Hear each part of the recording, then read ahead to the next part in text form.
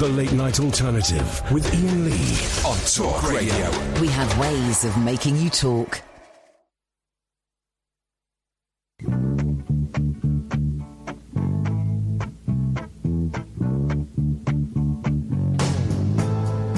Thinking about the times you drove in my car,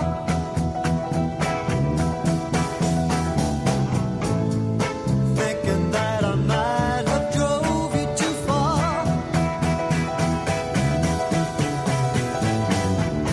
and I'm thinking of the love that you laid on my table.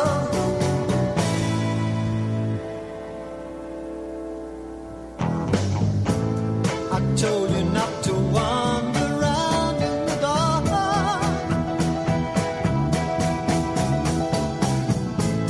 I told you about the swans that they live in the park. Then I told you about our kid. Now he's married to Mabel.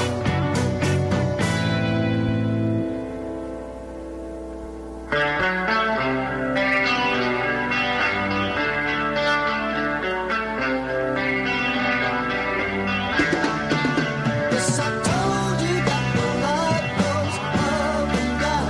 Don't you notice how the wheel goes round? And you better pick yourself up from the ground before they bring the curtain down. Yes, before they bring the curtain down.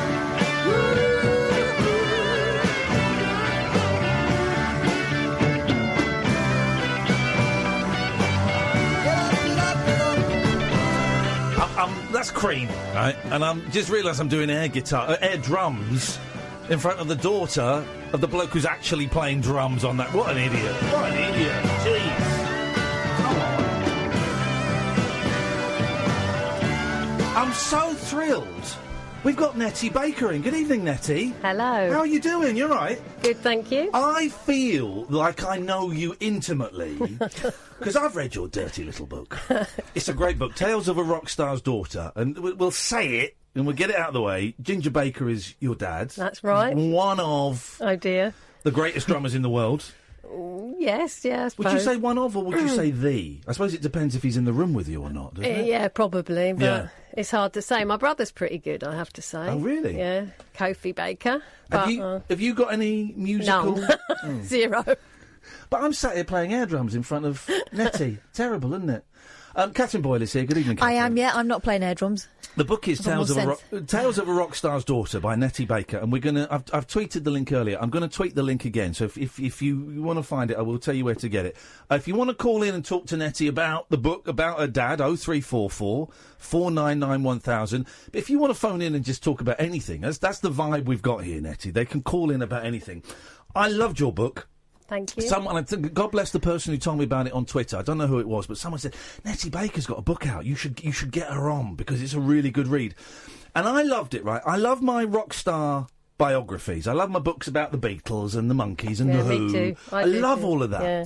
And I expected this to be about Cream and about your dad and all of that. And it's not. It's really interesting. You've not read it yet, Kath, but No, you're going to have I it will. afterwards because it's great.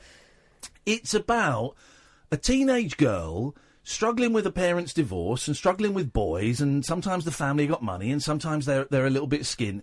And in the background is one of the most famous rock stars in the world, and he pops up from time to time, but it's about you. It's about you as a teenage girl in the 70s and the 80s.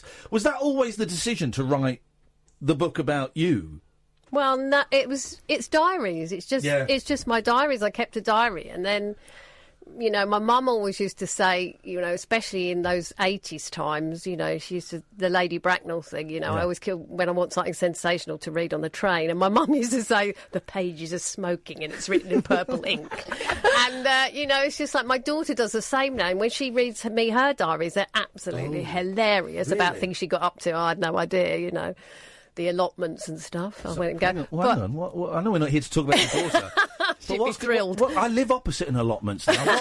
What happens in allotments? I think the teenagers broke into one of the sheds and used it as an illegal drinking den, as they do. Guys, come into my house. Come on. Come and do it somewhere safe and warm. I won't even be in the same room. That doesn't sound weird at all. No, I don't want to perv over them. I remember being a teenage drinker and a drug taker, and we'd do it in the park. Come and use my living room. I don't care. I'll be upstairs sleeping. Well, in my day, of course, it was not drugs, but drinking was you could do it when you were underage. No one really said anything. Yeah. So everyone knew the pub to go to, didn't they? Well, yeah, exactly, and there's quite a few of them in there. But no one asked you. You were really. the tall one in your group. I was the tall one. So you were the one that was going to the offie and getting served in pubs and things. Yeah. I mean, does that still? I mean, because I was the tall one, so I would be the one at 15 that would go to the offie. I don't know even if I'm allowed to say what my daughter told me they did to get served. Go on. I want to read your All daughter's right, well, tell book. us what someone you don't know might have done. She won't care. Well, she might if her workmates are listening. No, they won't. She said, the girls would be friendly with each other in front of the shopkeeper, and that's how they get it. I said, we would never. It wouldn't even cross my mind to do that. Lesbians didn't exist in the 70s. Well, they and the did, 80s. but we would never have crossed our minds that we would. As I said in the book, it wasn't until I listened to Bernie Taupin's lyrics on Goodbye Yellow Brick Road that we sort of realised there was more going on in the world than we were very innocent then. Yeah. I'm sure not everybody was, but in the circle that I was in, we were very innocent. It's an incredible ride, this whole story. It's quite a dysfunctional family. I think that's a polite modern way of saying that everybody was effed up in your. Okay, so at what point were you? How old were you when your dad became famous, or was he already famous before you were born? No, he was, a struggling jazz musician. Right. He was on the jazz scene, and he's older than Eric and Jack. So he was, going down Archer Street, which is where they all went to, get work, sort of like the Dockers or something, and then they'd be picked. Yeah. And then he got, known, and he was in, played with Acker Bilt and Chris Barber and Terry Lightfoot and all those bands before he started getting into, meeting Alexis Corner and people like that, and then had the Graham Bond organisation. They were massive, but they didn't sell records. They were all big live draw, huge live draw, influence on Ian Dury, Steve Winwood, people like that, and they were on tour with the Moody Blues, the Who, so they knew all those people, but they were huge live. But they just weren't selling records. And how old would you have been then? Well, when Cream, I really don't like everyone knowing how old I am, but I've sort of given it away. Come on. I pretend that I'm not. I'm 25 and that's it. But when Cream formed, I was 5. Right. But it was a very vivid time, so that's why I have very vivid memories of it. And what was the vibe like in your house? When it was Cream... always bad. Was it? But Cream was, that was the fun bit, having people before Eric came along, Jack was in Graham Bond for a while, and so Jack would come down from Scotland and stay the night on our sofa, and my mum used to look after him, and so Jack was there. And then we had people round doing, photographs, and then they'd do loads of photographs of me, which of course I loved it. Yeah. And then, you might meet the Moody Blues and go somewhere and sit on their laps, it was so exciting. And then Eric coming round, I, had a big crush on Eric. Did you really? Even as a little girl? Scott Walker, I remember chatting up Scott Walker when I was about 4. He looked a bit worried. But I was always thinking, where's the party? I'm having a good time. Because the actual home life was not good. And was it not? And if I ask, you pretty much reveal everything in here, so I feel I can ask anything. But if we ask anything that's inappropriate, tell us to jog on and we'll move on. But was it not good between your mum and dad from early doors? Yeah, because, my mum was always a bit strange, a bit aggressive. Right. And my dad found that very attractive, but it sort of went wrong. And I think she had an undiagnosed mental illness that we didn't find out till before she died, really. Right. But we did know, but we tend to enable it by not getting her to do something about it. Okay. And then, of course, my dad, he thought that was attractive, a bit of a mad woman, but she couldn't cope with what was happening. So it was just a very volatile There were two people. The dynamic was really violent, and it got very, very violent. What was her mental illness then? Did it get diagnosed before she passed? Before she died, they said she had an undiagnosed personality disorder, which apparently, if you don't get it under control by the time someone's 20, you can't do anything about it. Okay. So she basically had depression, but she wasn't manic because I never really saw her up. So it was sort of, she would be agoraphobic, she would be aggressive. She wasn't like it all the time. No. But she was dodgy, and then he just made it 10 times worse. He's famously nuts. I mean, that isn't it? I'm aware I'm still talking about your dad, but I've seen the Beware Mr. Baker. And you were telling me that was kind of, he got off lightly in that film. He is, I mean, he's a genius, right? He's a genius. What he can do with rhythms, and you know, and the thing is, it's not just rock, like you say, it's jazz, African music. He excelled in a way that very few white percussionists have been able to do. I mean, he can work magic, but famously, very difficult man to work with and to live with as well, I would guess. Well, I always say that, being, really highly talented and a nice person is not mutually exclusive. It doesn't mean anything. I mean, there's loads of people that we would, when you meet your heroes, you didn't like them. But you don't have to. You can just get the art. And all the people, he's terrible, he's awful, It's like, you could just put the record on, groove on down. It's not in your house. So, I want my rock stars to have a darkness about them. As long as they're not off, raping people. I want them to have a darkness about them and an eccentricity. That's what I want. Which is fine, as long as you don't have to try and live your life. Yeah. With someone very, very dominant. So what happens is their life colours everything you do and everywhere you are, and your identity goes away. Yeah, because they're making money for someone, they're kind of enabled by that, aren't they? As long as I give him what he needs to make me some money, I don't care what he does or how he behaves. Yeah. Yes, very much so, I think. When your parents split, you stay with your dad, and your siblings stay with your mum. Is that right? Yeah, although it was a bit. It sounds very. Yeah, how did that come about? How did that division get made? Well, I'm much older than them, so they could not. They had to have a parental control. I was 18 by then, so I could do what I liked. Yeah. Or 16 when it started to go a bit. So I was off, and I feel a bit bad because I did abandon them to. Once your my mum's dad, illness. Yeah, and so it was quite bad for them. But, I didn't want to tell a story that's, like everybody get the violin out. I wanted to tell a story where, let's find this funny because, looking back, it was funny. Was it funny? Because there is a darkness with you saying your mum was ill. That actually makes a lot more sense of some of the stuff in there. Your dad, financially up and down. Obviously involved with heroin, which is not a fun drug, not one of the fun ones. It's not. But there is a brilliant kind of sense of humour in this book. Was it fun growing up? Well, it was interesting, and that's the sort of person I am. You just got to make it.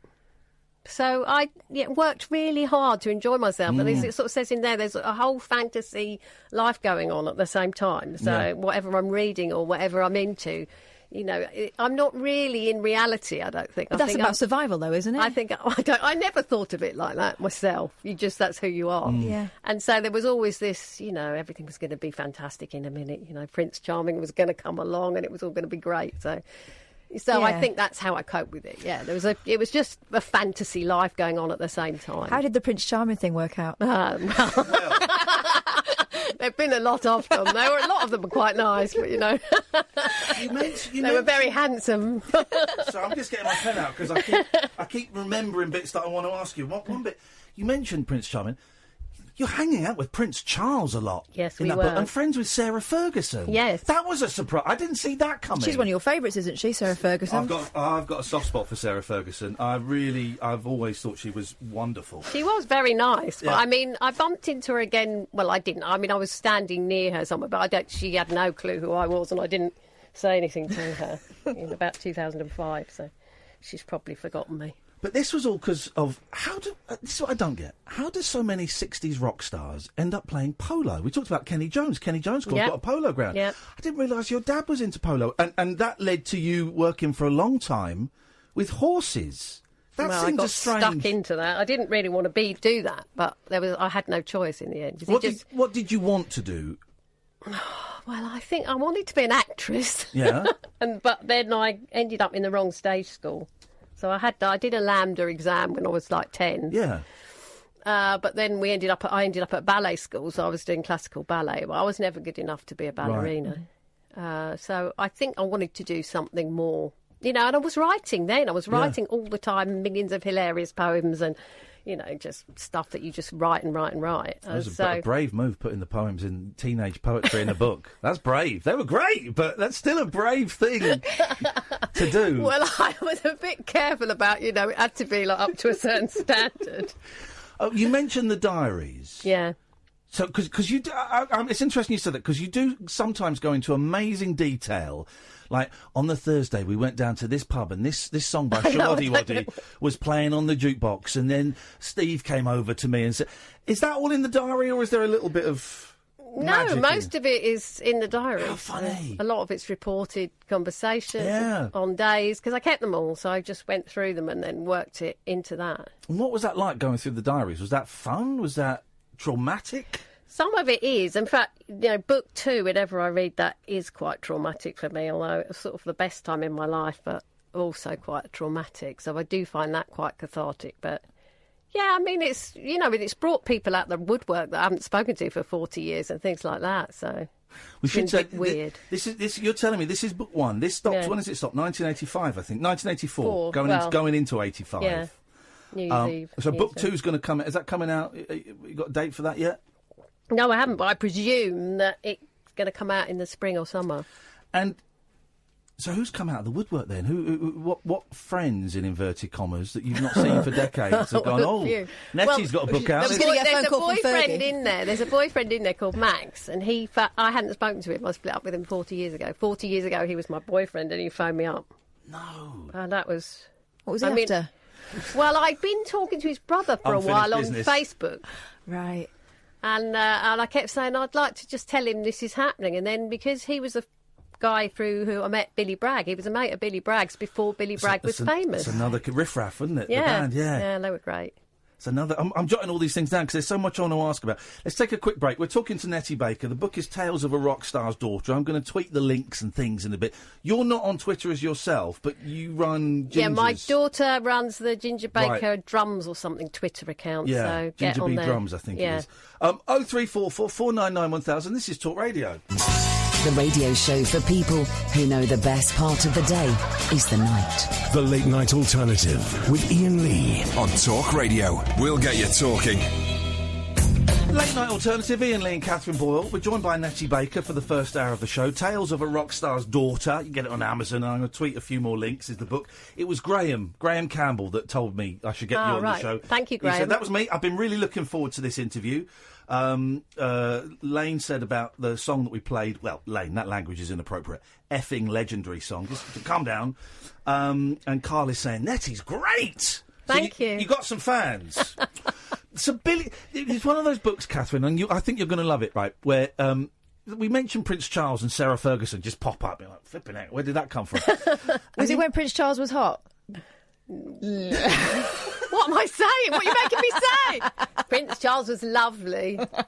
Did you get to speak to him? No, not really, because I was at a ball where he was. Right. Before he was with, Lady Di, he was with her sister. Oh, Lady Di still gets me.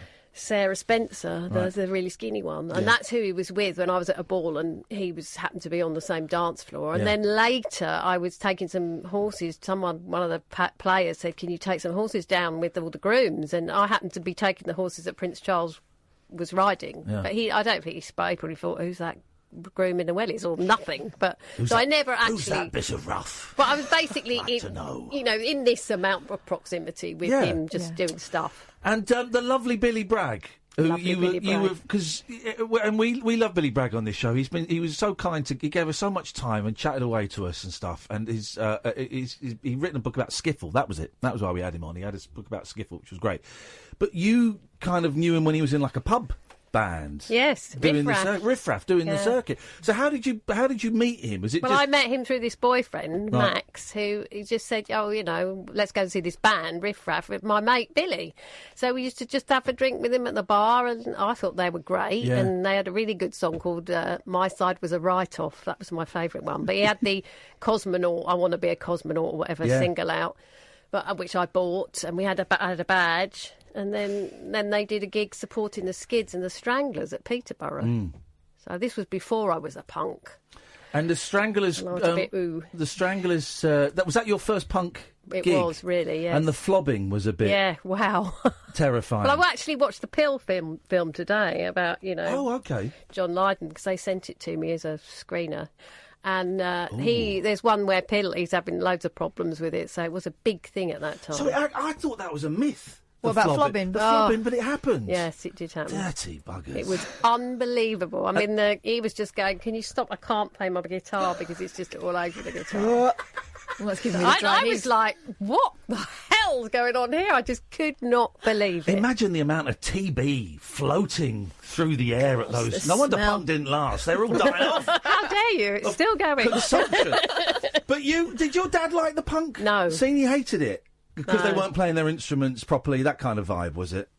Yes, he was most scathing about them. That's really. funny because you would think. I mean, because I know that the Who.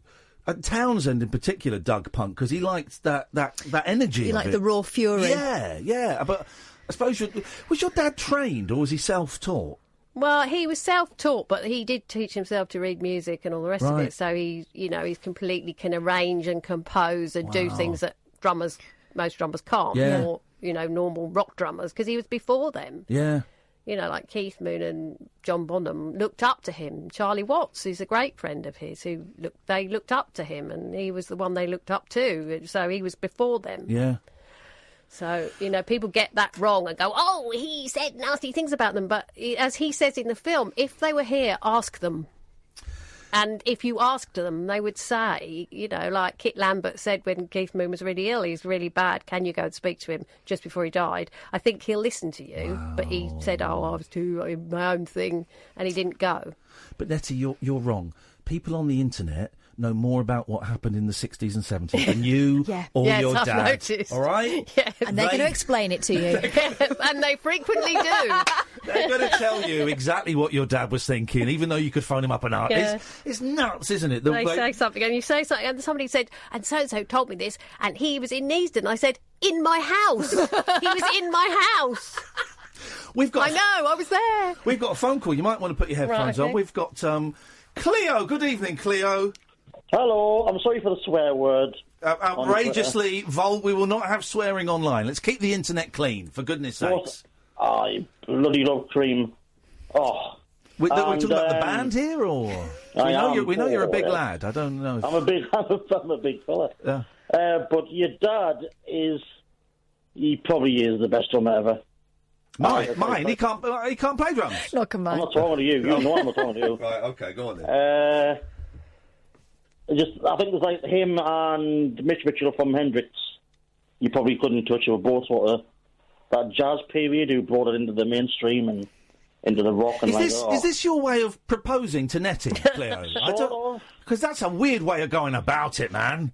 From what I gather, though, I think the tradition of going via the father. I don't think it's very, very good. I might get a walking stick to the head or something. Oh, you might get something. Have you got a question, I or doubt you just phoned in to suck up? A bit of both. Go on. What was the documentary about your dad? Was that accurate, or was it? She's raising her eyebrows. We kind of touched on this briefly. Yes. It's a great film. If no one's seen it, Beware Mr. Baker. Beware Mr. Baker, yeah. It's so well done. Jay did a good job. You're saying he got off lightly in it, though. He was, it was polite version, I Right. think. He was very kind Yeah. to Because the him. thing is, I've got a friend who used to run gigs in the North East called Jeff Doherty, and he set up a gig for your dad in Sunderland, a place called the Locarno North. Uh-oh. Are you phoning in because he owes money or something? What is this? Well, it's not that. He said it's like he managed to get the Who to play there and all these bands who would never ordinarily play Sunderland, and he got the Aeroplane to play there. Oh, Air One of Force. Ginger's other bands. Air Force. Air Force, that's Yeah. what it was. There was Yeah, helicopter at aeroplane. Air Force, wasn't there? But anyway, What, is there a point to this call, He's Cleo? gonna tell Because us, I've got some brilliant questions I want to ask Nettie, because I've read the book. So either get to it or naff off. Apparently they got so wasted before Yes. the gig. Half the band didn't turn up. And Ginger's going to do a fight. Yeah, well, that sounds more like it. If the other book that I wrote was his autobiography called Hellraiser, and you can get that on Amazon, and that will tell you a few things about that band. I'm going to have to get that, because I've not read that. There's, all joking aside, your dad was, he was a heroin addict in the 70s. Yep. What was, while you were living with him, or was that after you'd moved out? Well, no, I mean, he first took heroin in the summer that I was conceived.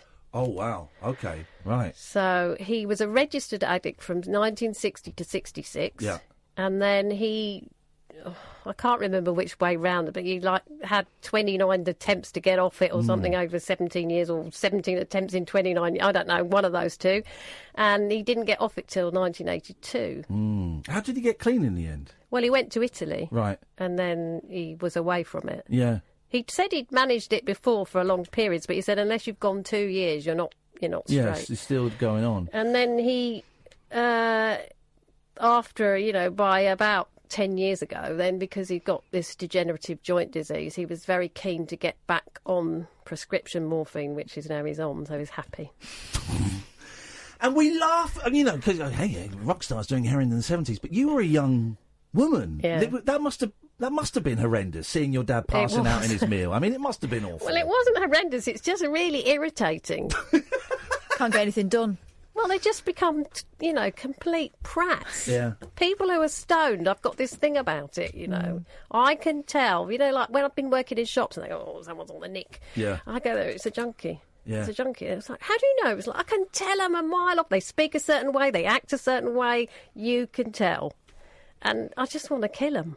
Do you know what? He was really irritating. I used to use a lot of drugs, and I'm in recovery, and you can tell when someone's on something. There's just there's a darkness. Particularly if it's coke. You always say you can tell if someone's holding it. Oh, I know if someone's got coke in a room. I can walk into a room and I know if someone's got it because my antenna. I wouldn't know. Your dad would know.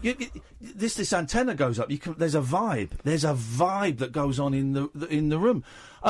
But yet, here's the great thing. You've never really been into drugs. It never really was it your dad's behaviour scared you off, or how do you explain that? Well, I explain it a lot in the second book because the punk thing we got quite deep into a load of stuff. But it's just because it's too much of a commitment. Being a heroin addict is worse than being married. It's like it's a lifelong commitment, really, unless you're one of the very few people who manage to get off it. Yeah. I just can't see what the point of it is. So, and also my dad used to give me very long lectures about it, which I did. I've always been a person who has listened to good advice, not rubbish advice, but, and that was quite good advice. And I was very wary about drugs. I started taking drugs more when I was in my mid-20s rather than a young teenager. I mean, we smoked a load of dope. Yeah. But I didn't really do any other drugs till I was old enough to make more informed decisions. And I've just been lucky, I suppose. I haven't got an addictive personality. I'm worried about this, but we're going to take it. This is Anal Caddick. Good evening. Anal's name is Alan. Right. We were doing a show the other night about nicknames, and he came up with the nickname Anal himself. So it's now what it says on my screen. Good. I feel terribly embarrassed. I've just realised how stupid our show is. Now you just realised. Now we have a guest. It turns out I'm made painfully aware that our show is nonsense. Anal, good evening. Evening, boss. Good evening. Hello. I can't. Hello. Oh, hang on a minute. Hello. Anal, you're speaking to Nettie Baker. Hello. Have you been? You've probably not been listening to the show. Oh, I've only just got up. Flipping heck. Why? What have you been up to? I don't want to know. Well, let me explain. So Nettie is she's a writer.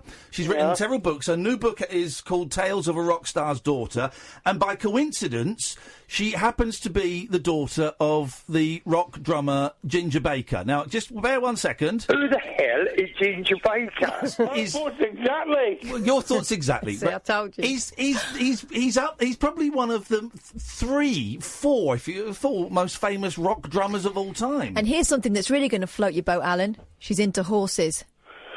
Oh, point all the flat over jumps. Actually, no, I'm not into horses, but I did used to do polo ponies and then dressage. Alan Caddick has a very special talent. Well, hang on, Alan. Who won the Grand National in 1979? That was Whipstick. And who came third in 1985?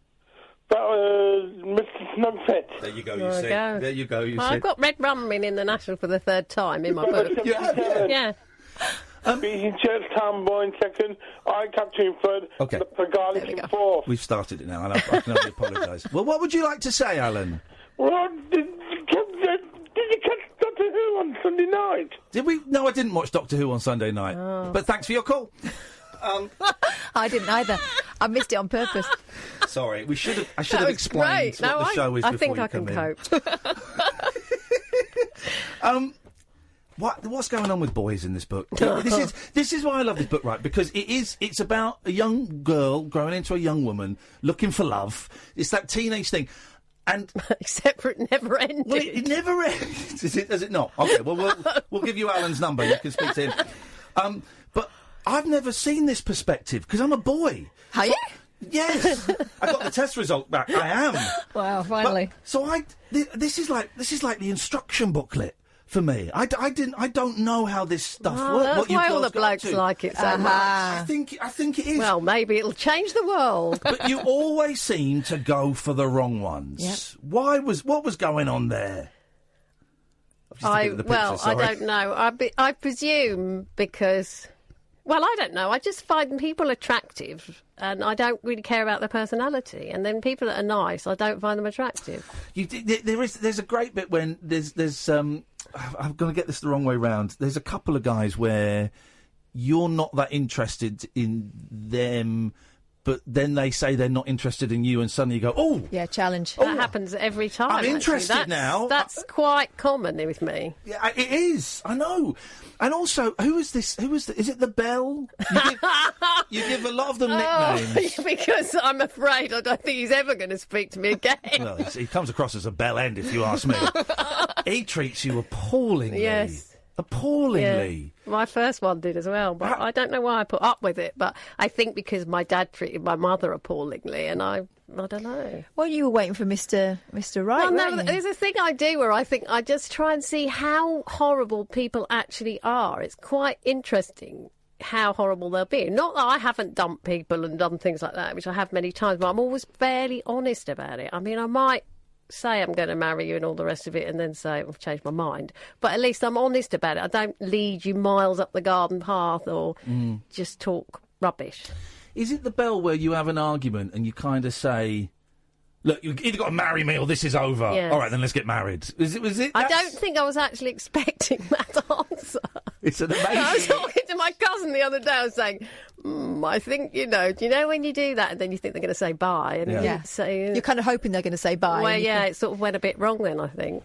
And there's also a really sad bit where you're sat in a car with another boyfriend. You go, is it worth carrying on? He goes, nah. No, he was the one that said to his friend that he asked me out because he felt sorry for me because I was so ugly. Wow. I know. No. And he's bought the book, by the way.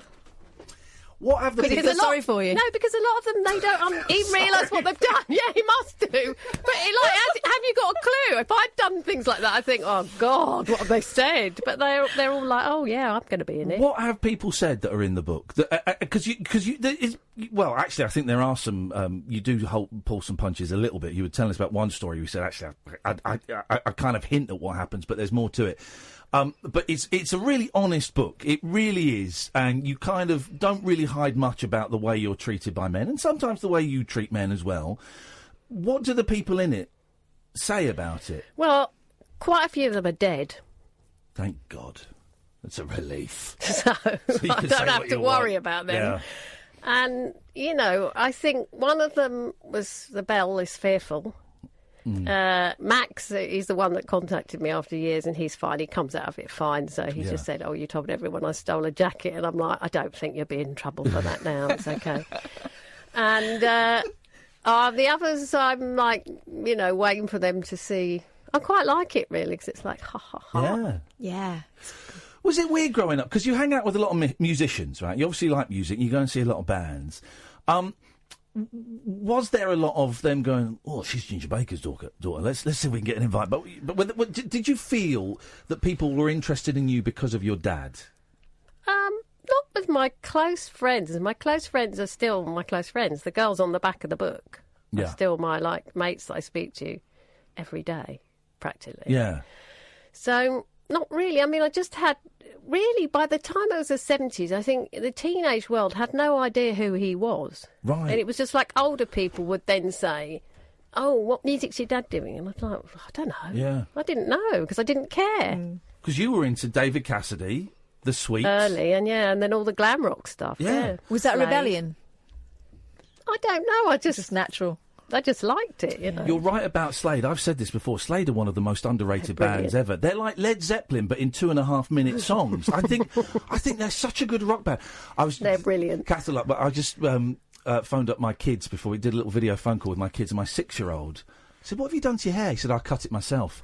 He's given himself Dave Hill. a Dave Hill. It totally is. It's like He's done a Dave Hill. And he went, "Oh, that's really cool." I put the phone down to Kath and went, "Well, that's effed up." I'll show you a picture. He's done a Dave Hill. It's outrageous. We got another 15, 20 minutes with Nettie Baker. It's such a good book. Tales of a Rock Star's Daughter. Some great pictures in it as well. If you want to give us a call, 0344 499 1000. This is Talk Radio. A star-crossed soapbox for sailor boys, stable girls, I'm on the edge. and stripper grands. It depends who you're with and it depends on the situation. Late night speech radio with a difference. Thank you. The Late Night Alternative with Iain Lee on Talk Radio. And Catherine Boyle and Nettie Baker up until 11 o'clock. 0344 499 1000 if you want to give us a call. At Ginger B Drums if you want to kind of follow Ginger's official account, which I think is being run by your daughter. It is, yeah. Tonight, I think she's sober. It seems to be some good messages. You were saying that is she working for a charity, or she got a charity? She's the marketing campaign manager for Leonard Cheshire Disability. My mum's in a Leonard Cheshire home. Well, there Here you we are. go. Oh, here we go. Fantastic. And she wanted everyone to know that they've got 2 carol concerts on. One in Northwich and one in London on the 18th of December. Tickets are available now. Hey, fantastic! They're good, Leonard Cheshire. No, they look after my mum. She's really enjoying working there. How long has she been doing that for? She's been in the charity sector since she was 19. Yeah. And she was at Real, and she was at National Deaf Children's Society, or whatever it is, and now she's at Leonard Cheshire. Oh, good for her. So she really enjoys it, and it's because she can also look how she wants to look in that sector, and she wanted to prove to everyone that you can look wild and still do a really good job. I like the bit, because a lot of your younger years is spent around horses and working in stables, and then you discover punk. And the image changes, the shaved side of the head, and the dyeing of the hair, and the outrageous in inverted commas clothes, and you go to a polo match, or you go to a stables, and they go, "Nah, not like looking like that. You can't." And you realised how far you'd kind of come since working in the stables. I mean, yes, they were a bit horrified, but there's a bit of that where I'm in this cult underground film called She's a Punk Rocker UK. Okay. Which is done by these guys that we work with called Sid and Zilla, who are in a punk band that's still going called Rebella Ballet, and there's a bit in that where I'm interviewed in that where I say to the woman, like, "Oh my gosh, wash that out of your hair." And I was like, well, I just got stuck into it because my dad lost all his money and then buggered off, went to, off to Italy, and I couldn't do anything else. I tried to get a job, but nobody wanted to. I mean, I couldn't do anything. You said earlier that when you were younger you wanted to be an actress, and you kind of laughed at that. Yeah. Is that not something you'd still want to do? Is that little flame still burning somewhere? I don't know. I was always told that I was really good. I passed a senior exam when I was 10. Yeah. I used to have acting lessons, and one of my friends who's in the early part of the book, Louise English, she's still acting, and she's in an advert at the moment. I was like, "Oh, there's Lou." But her mum was has just passed away, but she was always very good about and used to say, "You're really good. You're really, really good." One of the few people when I was young that ever said anything nice to me. Right. Wow. And, gave me some... So, I don't know. I mean, I don't know whether I'd want to do it now or not. I don't know. I wouldn't be able to be in anything because I just look a certain way. I think you have to be someone who can be made up to be whatever to be. Yeah. Or sometimes they go for people who look certain. Want an old slapper. Le Mutton dressed as Le Lamb or something. No, at all. You look stunning. I think you look stunning, Nettie. He hasn't got his glasses on. I haven't. No, but because I deliberately hadn't Googled any recent images of you because I thought, let's see. Just Googled she's a punk rocker. There's some looks in that, isn't there? Yeah. Brilliant. Yeah, it was great. Great film, actually. I'm going to have to check this out. Yeah. Has your dad read the book, heard any bits of the book? Have you spoken to him about it? No, I mean, he's not well at the moment. No. So I think his main interests are doctor's appointments, really, when you get to that age. How old is he now? He's 79. Wow. He always knew I was doing it. And when we were doing his, and I'd say, what about this, what about that? For instance, the jokes about the holidays and stuff that I put in, he's like, I'll put it in your book. He used to say that all the time. So, I mean, he knew, he was well aware that I was doing it, so... When was the Cream reunion? 2005. Shut up, was it that long ago? I was thinking like 4 or 5 years ago. No, it was a long time ago. Flipping heck! Did he do all right out of that? I'd like to think that he... Well, yes, but it's gone. Then he blew it all again. I mean, I think Eric wanted to do it to help because Jack had just had the liver transplant. Right, yeah. And I think Eric's idea was, apart from that he wanted to do the music again, was to help them. But unfortunately... Eric Clapton kind of... And he had his own issues in the 70s. He was doing heroin, then knocked that on the head, and then was boozing a lot. But... you kind of hint a couple of times that he was keeping an eye out for you and for your dad, and that he paid a bill or he was paying the rent or something, wasn't he? Throughout, always, I think he's always been very supportive. Yeah.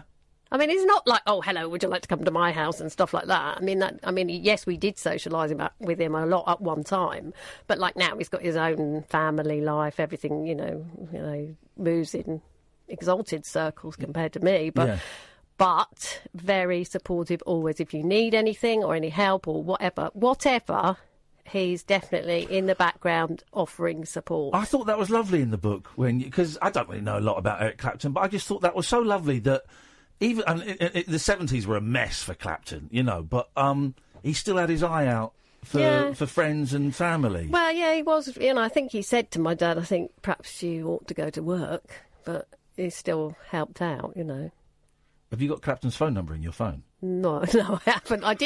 We used to have George Harrison's phone number. I've got the old phone book with like Steve Winwood's phone number, Eric's phone number. Have you really? Yeah. Oh, what a joy to flick through that. Ooh.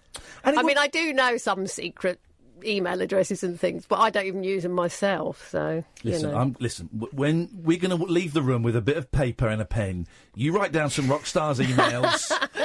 We won't see them. How much will you pay me? We can go as high as 25 pence, I think, Nettie. And it is what's lovely is you do talk about people like George Harrison popping round. Of course, it was that weird time when Pattie Boyd had left George and was with Eric, and they were all round. You take those off. Take them off. You don't need those. There's no one on there. No, there's no one on there. Right. And they were all kind of around the house. And the 70s, for a lot of the 60s rockers, seems like such a messy, incestuous period, with wives going over to other people. Yeah. And although when we spoke to Pattie Boyd, she was very matter-of-fact about it, wasn't she? Very matter-of-fact about it, very well-spoken, and, this happened, and then I didn't love George, and Eric asked me out, and so I decided to go and live with Eric. You should have Charlotte. Charlotte's great, the one that was with Eric first, the French lady, and then she was with Jimmy Page, who she's got a daughter by who's great. She and Jimmy Page's daughter. She's a photographer, makes jewellery. Great girl. So I'm quite friendly with them. But Charlotte's quite an entertaining lady. Oh, we'll reach out to Charlotte, as they say. But growing up as a kid and George Harrison, I mean, were you aware of the Beatles? Because you kind of just missed the Beatles. Well, when I was smaller, because I think my dad was hanging out with them a lot more than he even mentions. Right. And then I remember that I'd said something. My mum had thrown away some dressing up stuff, and And I'd said this, like a poem, written a poem or something about you throw away the things I've always wanted. I can see them in the teardrops of my mind, or some absolute rubbish like that. And my dad thought it was great, wrote it down, and it's marvellous, you know, the brilliant child, and showed it to George Harrison, who was like, oh yeah, we should make a song out of it, but they didn't. Oh, that would have been your mention! I could have been Hey Jude, couldn't I? But never mind. You know what it was? It was too good. It was too good. So, yeah, they were hanging out quite a lot. And as I say, I went to the premiere of Yellow Submarine and met them all. Wow. At that very early stage. And then, obviously, again in the 70s a bit, so... So there's volume... So this stops 1984 going into 1985. Yeah. I mean, the end of this is New Year's Eve. Dennis never even tried to have a decent... I don't like Dennis. My mother didn't like him either. He was a boozer and he treated you like shit. But Dennis never even tried to have a decent conversation with me. Perhaps he didn't think girls were capable of it. Never mind. As the bells rang and Father Time handed us the wonderful 1985, I believed he was mine, and there could have been no better feeling, however fleeting it may have been. To be continued. Oh. What an end! I thought, oh, you cow! How dare you? That's what Chris Welch said. I want to know what happens next. How dare you? But I mean, Dennis was yeah, horrible. but I bet he was a looker. Was he? He was, yeah. Yeah. Well, my daughter said, oh, my God, she saw a picture of him and went, what's going on? And I was like, yeah, well, to me, At you the know, time, it was, yeah. Are you happy now? You seem happy. Are you happy? I'm happy now because I've finally, for the first time ever, I've got control of my life and I've got my own identity and there are no Prince Charming's frogs or whoever's in my life, and I really like it. Wow. It's the first time I've been like single and been able to, and liking it. Yeah. And really just completely happy. So I would say, yeah, mainly it's good. Yeah. Apart from, it's just like the passing of time. It's a bit boring being old. Tell me about it. I mean, I would rather be at parties getting off with young men. If you'd say, what would I rather be doing? I would rather be doing that. But, hey, I'm here. And at the moment, this is good, I suppose. Yeah, it's quite good. It started off really certain I'm happy, and now it's like... Yeah, no, then I was thinking, I'm always moaning about being old. And it's like, I'm bored. No, it's fine. It's good, fine. I suppose. Yeah. Oh, parties, though. Young men. Yeah, well, people might have parties now because I've done this, but they have to be during the day. Well, No late nights, please. You very kindly invited me and Kath to a night of debauchery. Yeah, it sounds it won't like. be. Oh, well, in that case, I can't do debauchery. But is that the official book launch? The book's out now, isn't it? It's out, but then everyone was like, oh, you can have a book launch. And I was like, well, that costs money. And, it's like, whatever you pay out is what you've earned. And it's not, you don't earn millions and trillions of pounds unless you all out there go and buy 25 books each. But So what you're saying is there is a kitty and we have to put into it. No, I mean, I did a deal with the Ealing Club because I helped them. They've got a film out called Suburban Steps to Rockland, and it's all about the Ealing Club, which the Stones and Cream and everyone started off in. And so I got them an interview with my dad.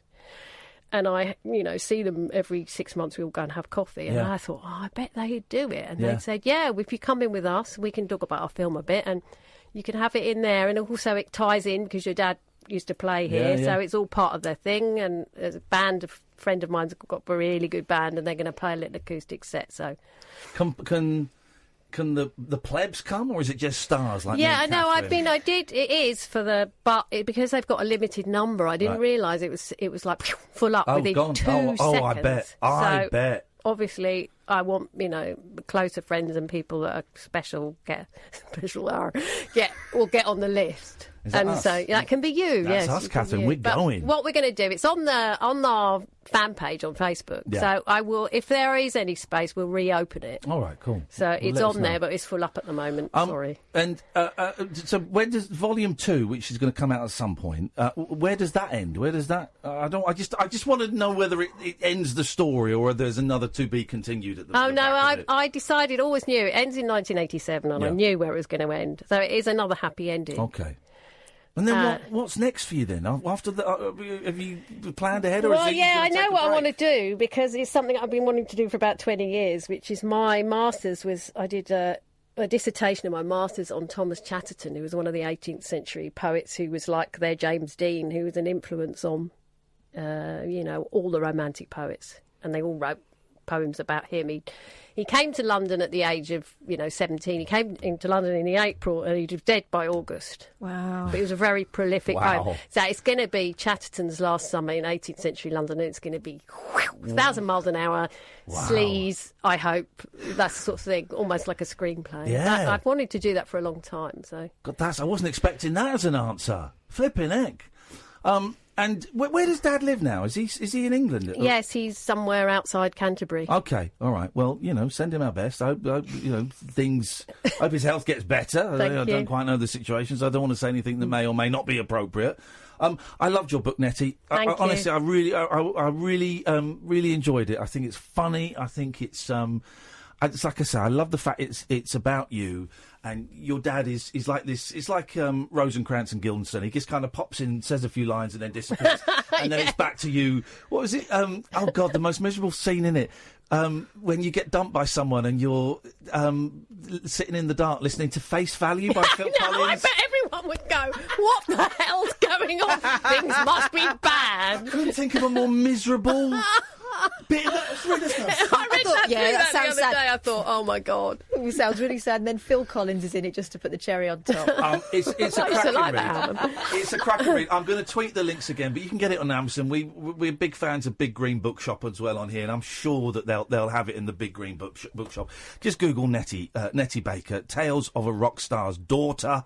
Thank you so much for coming in. Thank you very much. What a pleasure to meet you. Thank you. 0344 499 1000 is the telephone number if you want to give us a call. Normal service resumes. This is the Late Night Alternative, weeknights from 10 with Iain Lee and Catherine Boyle on Talk Radio.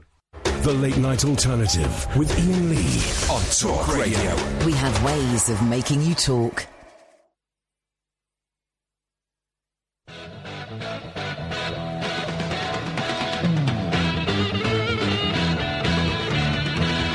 Coming to me in the morning, leaving me at night.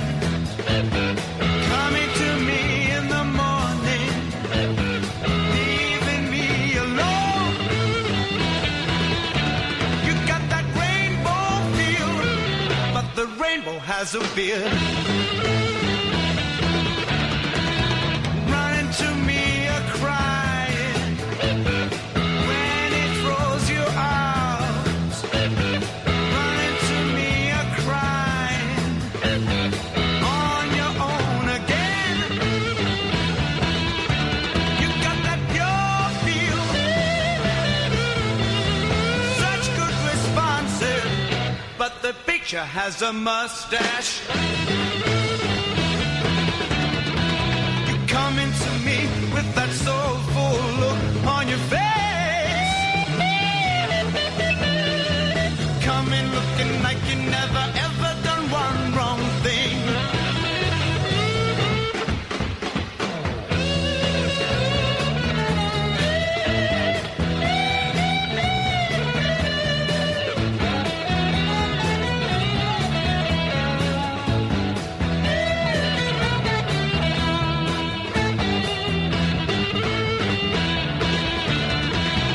Coming to me with that soulful look on your face.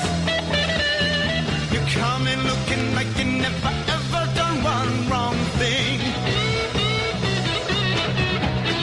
So many fantastic colors, I feel in a wonderland.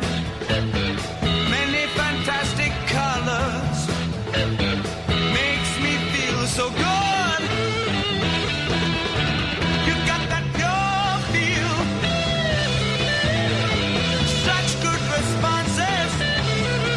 Got that rainbow feel, but the rainbow has a beard. Here we go. Let's just play Cream all night. Huh? Man alive, wasn't she delightful? Wasn't she lovely, Kath? Yeah. Glad you stayed in now? For sure. Kath was going, I've not read the book. I don't think I won't come in for the first. I go, no. Listen, I didn't want to interfere No. if it was like one of those books where it's all... No, it's not. It's not. That's the joy. It's about a girl growing up. Isn't she lovely? Yeah. Yeah. She's just as she comes across. That how she was there is how she is in the book. What a lovely, lovely woman. I'm so glad we've met her. We'll get her back in again at some point. We'll find Volume 2. We'll find an excuse to get her in. I've told her she's back in, She whether was she likes great. it or not. I hope she enjoyed it. I hope she did. enjoyed it. Big smile on her face as Good. she left. 03... There you go, you can borrow that now. Thank you. Just chuck my pen over there. 0344 499 1000 is the telephone number. Always difficult to start the show's engine after we've had a guest in terms of getting phone calls. But it don't matter. Don't care. If you want to give us a call about absolutely anything you want, you would be very, very welcome to. Including graphology. Now, graphology, we watched a very strange... you know the film... Are you aware of the film Freaks? It's about... I'm going to say it's like 1937. It was 1942 or something like that.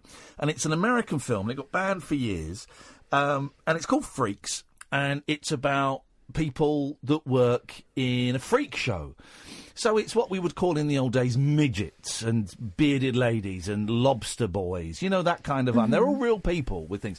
And it was... And Mexican wolf children. Yeah, that kind of thing. And they're all real people. Now, obviously, we see those people as having perhaps physical disabilities or, you know, we would have better language. In those days, it was called Freaks. Yeah. It was called Freaks. And it was a big hit movie, you know, and it was... I guess it was the cinematic equivalent of the freak shows that used to get in the Victorian days. And then the movie got banned and kind of disappeared. And then sort of in the late 80s, VHSs of it's like, oh, have you seen Freaks? Bootleg VHSs of it would get passed around, and we laugh at... For a while, we laughed at the freaks again, and then we laughed at how we treated people who are different to us, which is wildly inappropriate. Now, well, tonight, Catherine and I watched a documentary from 22 years ago. But it seemed like longer. It seemed like longer, which even at the time, I did a bit of reading, courted controversy for its treatment of portrayal of people who are obviously very seriously mentally ill. And it was kind of like a 90s equivalent of Freaks in that...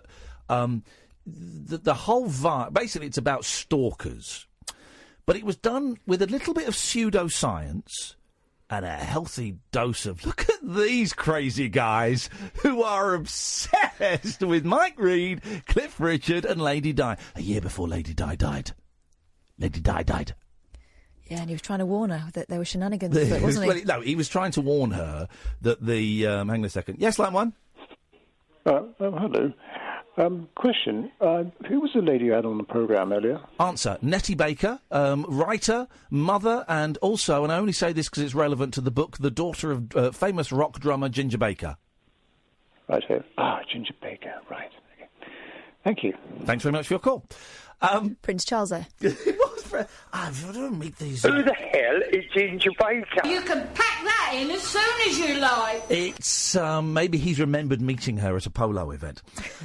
So it is... Well, no, he thought that the Queen was the Beast. Yes, like the actual beast from the Bible, from the end. He had scientific evidence to prove that. He'd worked on it while he was in prison.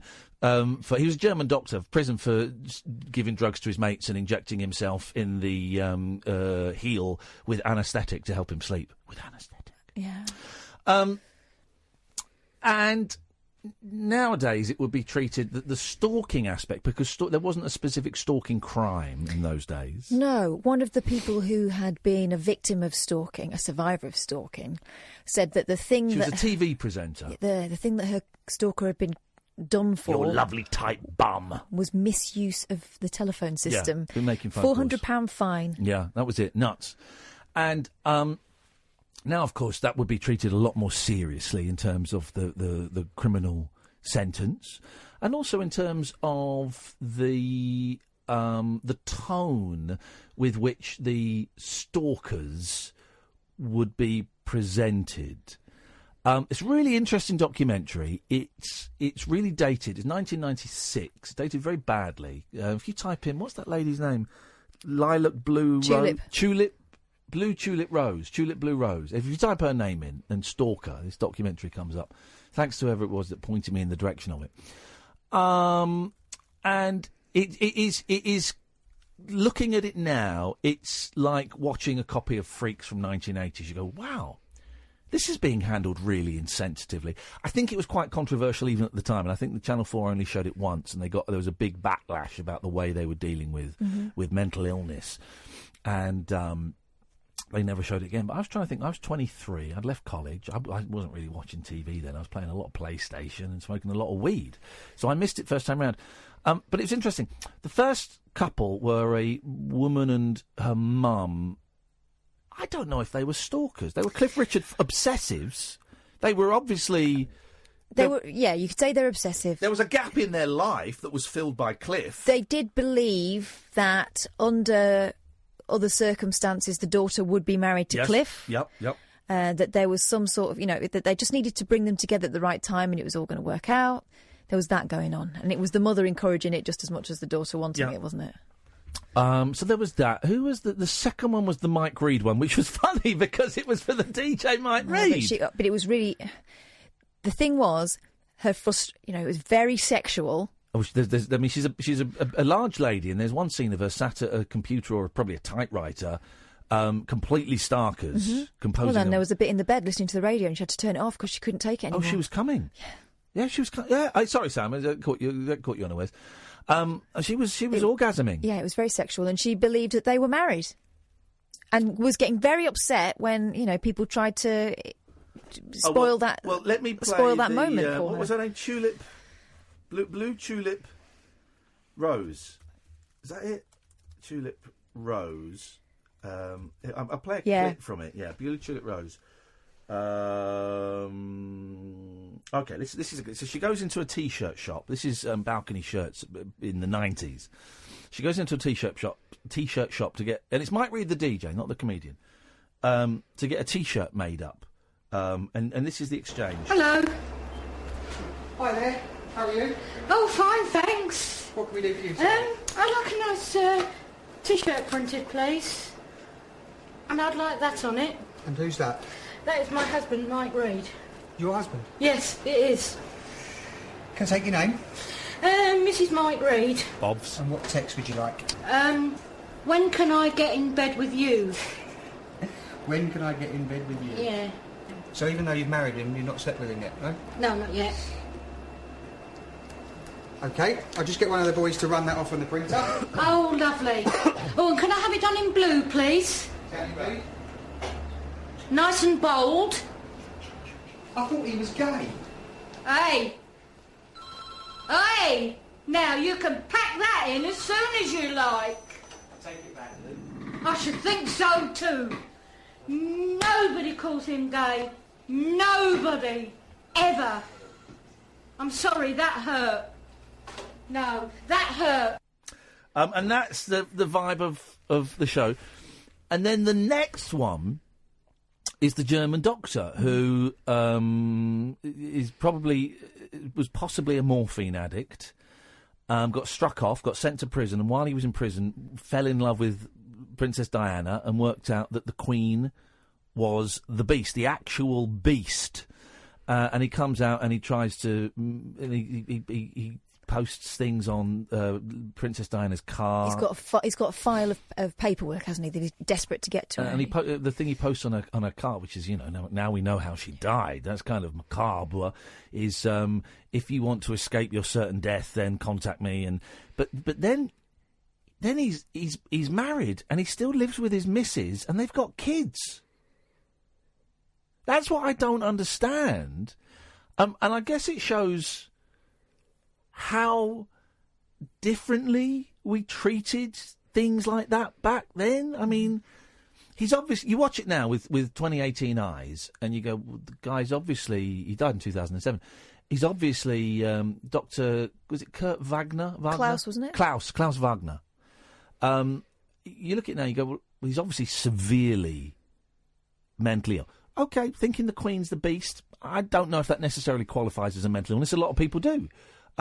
David Icke we've had on the show, and he's a very rational guy. I thought, when we were talking about his life, I think he thinks that the Queen is But he was reading Revelations and seeing himself in there and saying, I'm the one who's going to save her. And... He was the knight with a cloak dripped in blood because he'd been a surgeon. And it's those things. It's the obsession. Well, I was going to say it's the reading things into the Bible, but loads of people read things into the Bible, and some of them are considered nuts. Some of them find the show, and some of them Or some of them are archbishops. I was going to say some of them make a living out of it. Yeah. Isn't that funny? So what is the line with the Bible? Is it if someone goes off on their own theory of the Bible that they then become, in inverted commas, a nutter? You know, that they're not following the mass doctrine interpretation of the Bible. But then in America, there's thousands, probably tens of thousands of little breakaway churches. That reminds me, I picked up a leaflet today in a cafe near where I live. Yeah. And I don't live that far away from Bedford. Okay. And in Bedford, there was this society from, I think, the turn of the last century called the Panacea Society. Have you heard about them? I think we tried to get them on the Three Counties show once. And there were a few left. And they believed, they were one of these groups, as I say, I think at the turn of the last century, where they had a female prophetess. And they believed that Jesus was coming back, literally coming back, and they prepared a house for him. Yeah. And there was a room with a crib in it for when he was a baby and everything. It was like they'd set it out. And it looks like they've opened up that... They were quite wealthy. They owned a couple of streets. It looks like they've opened up some of those buildings as a museum, which makes me wonder whether the society... Because the society was still active until pretty recently. You should go and have a look around. Well, you can book a tour. Go and have a look around. We should both go. Well, you should go. Go and take your tape recorder and go and record a little tour. Well, it'd be great. Go and do it. Go and do that for the show. Get in touch and see if you can go and do it. That'd be brilliant. I want you to see it, though. Well, I would like to see it, but I'd like to hear your interpretation of it. Really? But then, I mean, building a house is quite a specific thing, but it's not that unusual. Lots of Christians believe that Jesus Christ is going to come back. And when Jesus Christ comes back, he's either going to be loving and we're all going to be great, or a lot of Christians think he's going to come back and it's going to be a vengeful... Well, there'll be a reckoning. Yeah, and that the sinners are going to get their asses kicked. Do other faiths think that... I mean, is Allah coming back? Is Muhammad coming back? Are they coming back? I don't know. I don't know. But then again, I don't quite know... Muhammad was a prophet, wasn't he? Well, but Jesus was a prophet because... Well, to the other books he is. No, but Jesus isn't... because isn't Allah... Excuse me if I... Actually, don't excuse me. I'm working this stuff out. I'm not going to apologise for this. Isn't Allah God? Mm-hmm. So is Muhammad... I know Jesus is in the Quran, but is Muhammad... Jesus is the head, the figurehead of the Christian church. Muhammad is the figurehead of the Muslim faith. But he's known as a prophet. He's not seen as the Messiah. So he won't be coming back anytime soon. I'm not the person to ask. But I don't think so. I don't think it works like that. I thought you were Muslim. No. I've totally misjudged this relationship. I apologise. If anyone knows, I find it fascinating. I also find it funny. I find these stories funny because, to me, they're all a nonsense. You never say that about Islam. I'm saying it about Islam. I'm saying about all of them. But they're the way humans have tried to make sense of what existence is for centuries. Yeah. People is nuts. You know I don't like people. I've gone right off people. I hate them. Anyway, it's been one of those shows tonight. If you want to give us a call, we're talking about religion. We're talking about anything you want. I've got a graphology. Oh, graphology. That's where we were going. That's where we started. We'll talk about that in a minute. 0344 499 1000. It cost you pennies, probably free. You'll speak to Sam. He'll give you a call straight back. This is the Late Night Alternative with Iain Lee and Catherine Boyle on Talk Radio. Closing time conversation for tax inspectors, taxi drivers and taxidermists. Great big talk for the wee small hours. You've been trolling me big time, mate. The Late Night Alternative with Iain Lee on Talk Radio. 0344 499 1000 is the telephone number. Tommy is on the line. Good evening, Tommy. Good evening, guys. Good evening, Tommy. What have you got for us on this? Hang on, what day is it tonight? Tuesday? Tuesday evening, Tom. Yeah, I was trying to work out what day it was as well. Yeah, I know. I never know what day it is. I do know that tomorrow is my youngest's Harvest Festival, and he's given himself a haircut to look like Dave Hill from Slade. That sounds like a good haircut. It does. I mean, the fact that he did it himself and without his mum there. Also, he's totally defiant about it. As far as he's concerned, it's a great haircut. He's wearing it. Deal with it. Oh, well, this is the thing. He loves it. And he phoned me up and showed me, and I went, that's great. And then I texted my wife going, what the F? And she replied, he's very proud of it. Okay. In that case, he's made a statement. Yeah, you never know. He might start a trend. You know, exactly. Like he might start a trend. You're absolutely right. What have you got for us, Tommy? I've been wanting to phone you for months and about different things. But tonight you were talking about Freaks. Yes, the movie. Freaks the movie. So, but then I remembered that it was about a month ago. We were talking about to the people who burnt church. Oh yeah, the Burnt Church Cinema Club. In fact, yes, they've been in touch with me about a little tie-up we might do. But go on. Yeah, and it sort of inspired you to set up your own movie thing. We're talking about it for ages, but we are doing the Rabbit Hole Picture Show Saturday, October the 27th. There are only 20 tickets left. They're £8. Come and see Fright Night with me and Kath. There'll be prizes. There'll be shouting. There's a bar there. You can get booze. And there'll be fangs. And there will be what? Mm-hmm. Was you bringing your dog with you? Thanks for the memory. Hey! If you want tickets, iainlee.com/event. There's only 20 left, so get them quick, guys. Anyway, yes, that's the advert done. Yeah. So, you're talking about coming to Glasgow as well. Maybe doing it. So there's. We were in Glasgow. We were in Glasgow the other day. When? About 3 weeks ago, you muppet. That was a long time ago. So, I like Tommy. No, so there's this fantastic theatre in Glasgow. It's the oldest theatre in the world, called the Britannia Opticon. Okay, it's a great name. Okay, so first thing of all, when you were talking about doing the movies, I thought that'd be a great place for you guys to play. Okay. You know, that'd be a fantastic place. But also, when you mention Freaks, they're doing they're showing the film Freaks this Friday at Burnt Church. No. At the Britannia Opticon. Oh, are they really? Here's the thing. I've never actually seen it. I've seen bits. I've seen, little clips of it, but I've never actually seen it. And I don't know if I'd want to see it. I thought that I'm the same. I'm thinking it looks a bit odd to me. Yeah, I don't know. I don't know if I'd want to see it. Catherine? The thing is, I think it ties in with... I found a... This is the Britannia Panopticon. Flipping it, that place looks great. It's the world's oldest surviving music hall, so it kind of ties in with the vibe there, I think. Yeah. So last year they were doing every week of October they were doing horror movies. Yeah. And like the first week they did The Omen. Okay. Ooh. Great film. It was fantastic. Patrick Troughton's greatest performance in The Omen, or is it in The Omen too? Amazing. I think he's The Omen. And he was brilliant. It was, but the whole film. So my claim to fame was in the clip where the woman falls from the fourth floor of the hospital. Yeah. And she falls to the roof of the ambulance, and then she comes out the back door. Yeah. And she's like on this trolley backwards. And I went, ta-da! Fantastic. Hang on, say that again. What? Hang on a minute. What, did I miss something there, Catherine? A little. Yeah, the film. Was there a little joke there? That was the moment he went da-da when she came back through the... Okay, right, okay. You absolute pudding. Thank you. Thank you. How long have you been listening to this show for, Tommy? For about a year now. Okay. How could you have missed the... We banged on about coming to Glasgow so much, right? So we were at the Stand Comedy Club in Glasgow about 3 weeks ago. Where the hell were you, man? I was hiding. It's like I've got a cold and I'm drunk, so... Well, we don't want cold drunks. It's probably why you can't understand me. Okay. Right, so very quickly, I've got 3 facts about Chaz and Dave. Okay, yes. Okay, because you did a fantastic tribute to Chaz. Yeah. A couple of weeks ago. Okay. Chaz and Dave played a heavy metal festival a couple of years ago. I believe that to be true, yes. And they were fantastic. Yeah. They played the intro to the first Eminem song. Yeah. Right. Now, this third factor better be something that I don't know. Otherwise, after the show tonight, I'm going to drive to Glasgow. I'm going to kick your ass. Okay.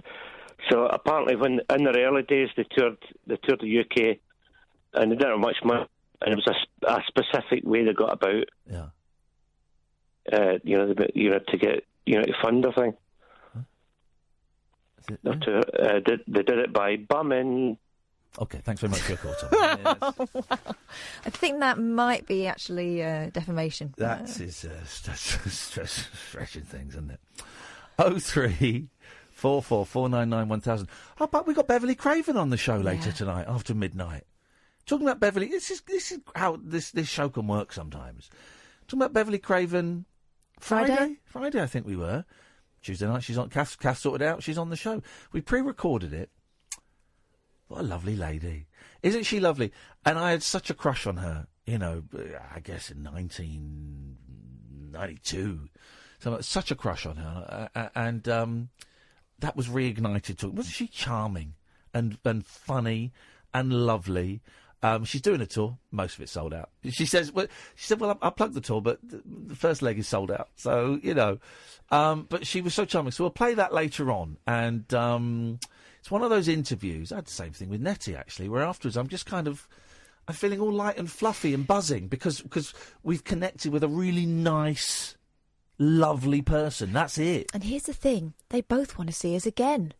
Yeah. Well, we're going to go and see, like, the sort of tour rehearsal show, the kind of dress rehearsal, I guess, for friends and family. She's invited us to that. It's her, Judy Zook, and Julia Fordham, like in a soft rock supergroup, and they're touring together, despite the fact that Beverly mentioned the cancer in the interview. We're going to talk about it, but she brought it up. Had a mastectomy, mastectomy, yeah, 2 weeks ago. 2 weeks ago. And she sounded great. She said, well, it's very itchy. But she sounded great. And then, unfortunately, the cancer's come back. So she's going to go in for, was it chemo? I think it was chemo, not radio, chemo, in the break of the tour. But I tell you what's lovely is she said, well, Julia Fordham's living with me at the moment and looking after me. And they'd only met for this tour. I said, oh, were you friends back in the 90s? Oh, no, we only just met recently.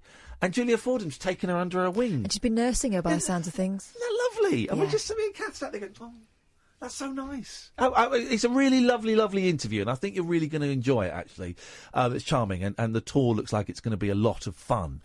So that's coming up later on. In the meantime, so graphology. So this stalking documentary, they have a graphologist. Now, I always get graphology and phrenology confused. Now, phrenology is the one that's definitely bullshine. Mm-hmm. That's feeling the bumps on your head. When was that a science? 40s, 50s? Maybe a bit earlier. A bit earlier, I think. Maybe, because you always see, if you go to an antique shop, and they're beautiful, and my dad always wanted one. And I kind of want one, but actually I don't, because I only want one because my dad wanted one. It's a good place to keep your hat. You'll see a phrenologist's head, which is like a white porcelain head with a neck, and it's got different zones marked out over the head where you could supposedly read the bumps, and this was like your emotion, and this was your sadness, and this was your laughter, and this was you read different things. Yeah, it's a Victorian thing. Complete bullshit, right? Complete and utter bullshit, but fun. But then there's another one that has persisted until fairly recently. Oh, I'm pretty sure that one of our colleagues had a graphologist on their show pretty recently. Matthew Wright? James Well, because here's the thing: if you I wish I've got to sort these bloody buttons out. If you get a graphologist, so basically a graphologist looks at handwriting and tells you about the personality traits. And here's the thing, we actually got a graphologist earlier on, and we gave him a sample of my handwriting, and this, have a listen to this is interesting. This is what he came up with.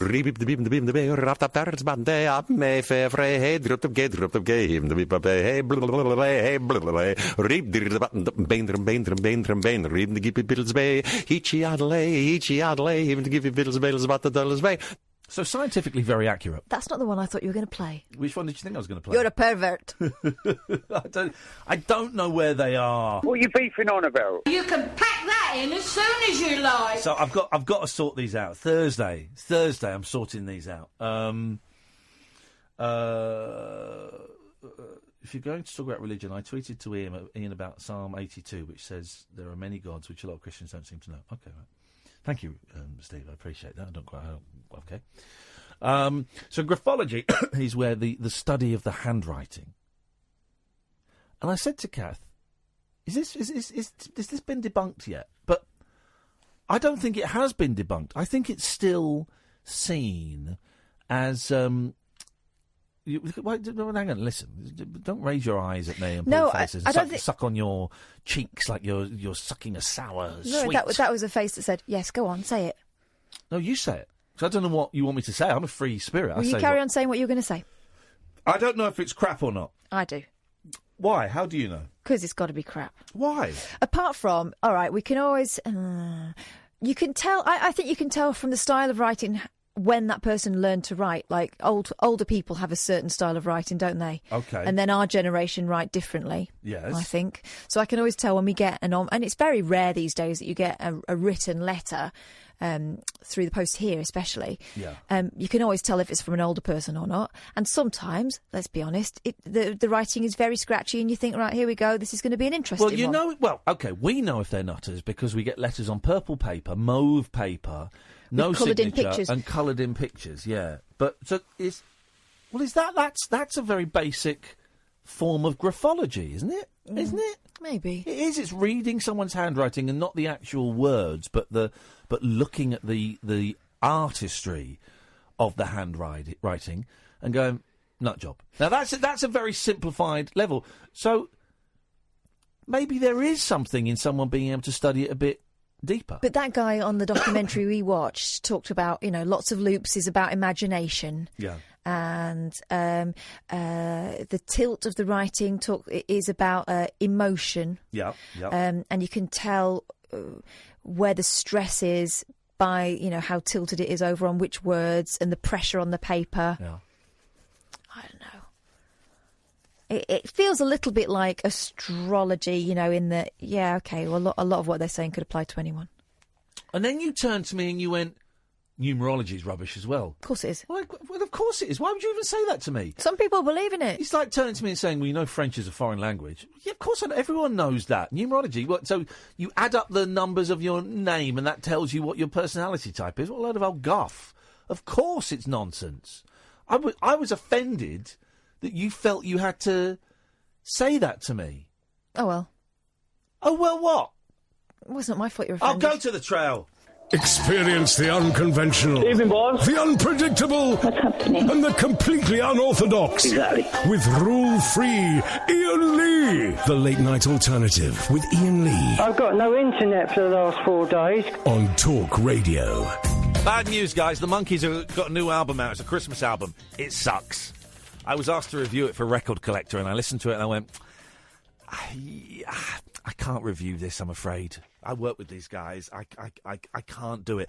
0344 499 1000 is the telephone number. What the hell is wrong with Roman Kemp? First of all, what is a Roman Kemp? Well, he's a boy that presents a breakfast show. He's like 14 or something, and he presents a breakfast show, and he's the son of the Kemp brothers.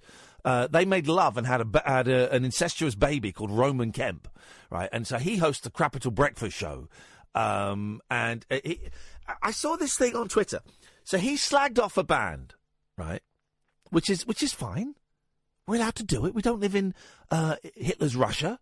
We're allowed to slag off bands.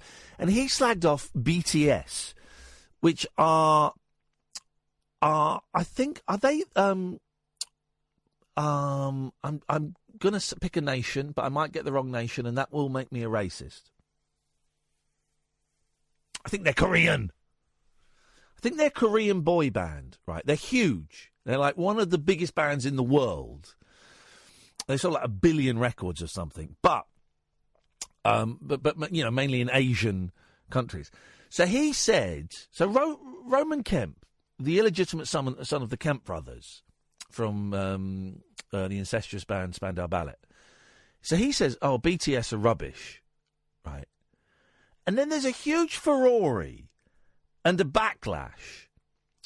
So then he takes to social media to go, guys, I just want to say, if I offended anybody by saying that BTS aren't a very good band, I'd like to apologise sincerely. By the way, 0344 499 1000. What am I, chopped liver, just talking to myself here? Pick up the phone. So he sent out a massive apology for saying that he thought a band were crap because he then offended loads of that band's fans. What? This is the world we live in now, when this is it, they want bland. They want bland. A music breakfast host has to backtrack after saying that he thinks a band isn't very good. I think Coldplay suck a fat one. You two are appalling. Well, why can't we say that? Hang on a minute. Maria? Oh, good. Hello, Maria. Hello. Turn your radio off. Yes. Thank you. Do you know who BTS are? BTS, it does ring a bell, but I can't give you the abbreviation right now. What does it stand for? Help me. Help me! Straight standards or something? Man overboard! Help! Oh dear. Hello, Ian. Hello, Maria. Kath has gone. I've banished her from the studio because she kept letting rip. So, Maria, it's just you and me, and I'm going to be honest, I'm feeling sexy. You're feeling sexy. Sexy. I'm not. I'm feeling very hot, but not so sexy. I can tell you that for sure. I love your accent. It makes makes me want to respect you as a woman. Thank you very much. I respect you as well. For your accent and otherwise. Te quiero. Te quiero, pero dices nada. Todas las horas y todas las noches. Ελληνικά. Okay. I'm sorry. I think. You have to mute that. I think if I dressed up as a woman. Yes. I think I could look hot. I think I could be a sexy woman.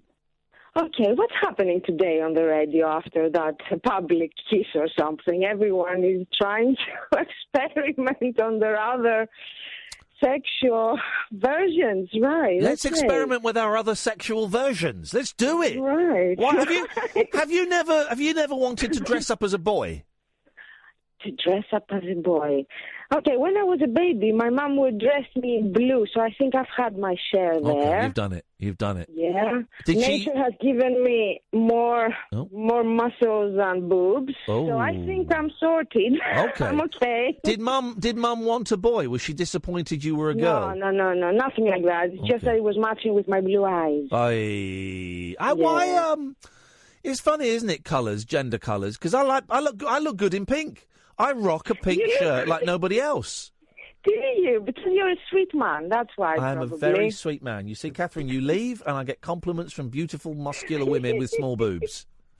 But I can tell you that not all men look good in pink, honestly. Okay. And some men, when I see them in pink, it's like, oh my God. Maria thinks if I dressed up as a woman, I'd look sexy. Yeah, but I think you're just fine dressed up like a man. Okay. I think that your female expression is just fine within your male body. What have you called in for, Maria? I'm enjoying talking to you more than I've ever enjoyed speaking to anyone in my life. But what would you like to say tonight? Oh, I love this big lie. Thank you so much. Lovely lie. Oh, she can see through my fake showbiz personality. All right. Lovely one. I listen to I hear a lot of lies, but that was a nice one.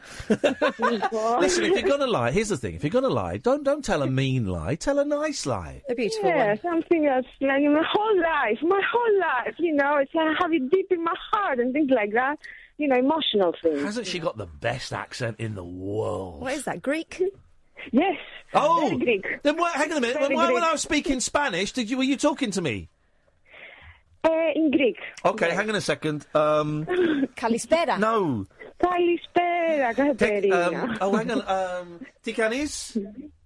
Καλά, Ιαν, εσύ. Καλά, εσύ. Πόπο ζέστη. Πόπο, πολύ ζέστη, ρε παιδί μου. Κάτσε να βάλεις ζάκια μου λίγο. All right, πολύ ζέστη. Πού είναι το τηλέφωνο, παρακαλώ? Oh, hang on a minute, go on, Kath. Πού είναι το τηλέφωνο? Πού είναι μου τηλέφωνο? Πού είναι το βιβλία? Πού είναι το τηλέφωνο? It's on my ear. Here we go. I'm divorcing a Greek woman. And she's sad. Yeah, I love the. Anyway, I was learning Greek for a while. It is the hardest language in the world. My favourite phrase got ruined when we entered Europe, and because I didn't need to use it anymore. Go on. But I was really proud of it. You're going to love this, Maria. Brace yourself. Yes. Θέλω να αλλάξω 100 λίρες, παρακαλώ. Τι θέλεις να αλλάξεις? You can do the accent as well. I love the Greek accent. Honestly, the Greek accent. My accents probably sound Spanish. It sounded Greek. The Greek accent is one of. I'm going to say it. One of the. Oh! Here he comes. was very good. It was very good, Catherine. It's just that my phone is not very clear, and I didn't get it what you wanted to change. Θέλω να αλλάξω. 100 λίρες παρακαλώ. 100. It's because the tone intonation goes on the O. 100 λίρες παρακαλώ. Okay. Excellent. A+. Stamata. She's a gifted linguist. Stamata. You're a gifted Stamata. What would you, Maria? Oh, and Kuklamu is another one, isn't it? Oh, Kuklamu. Oh. Now, Maria, listen, because you probably want to light your third cigarette in a second, so...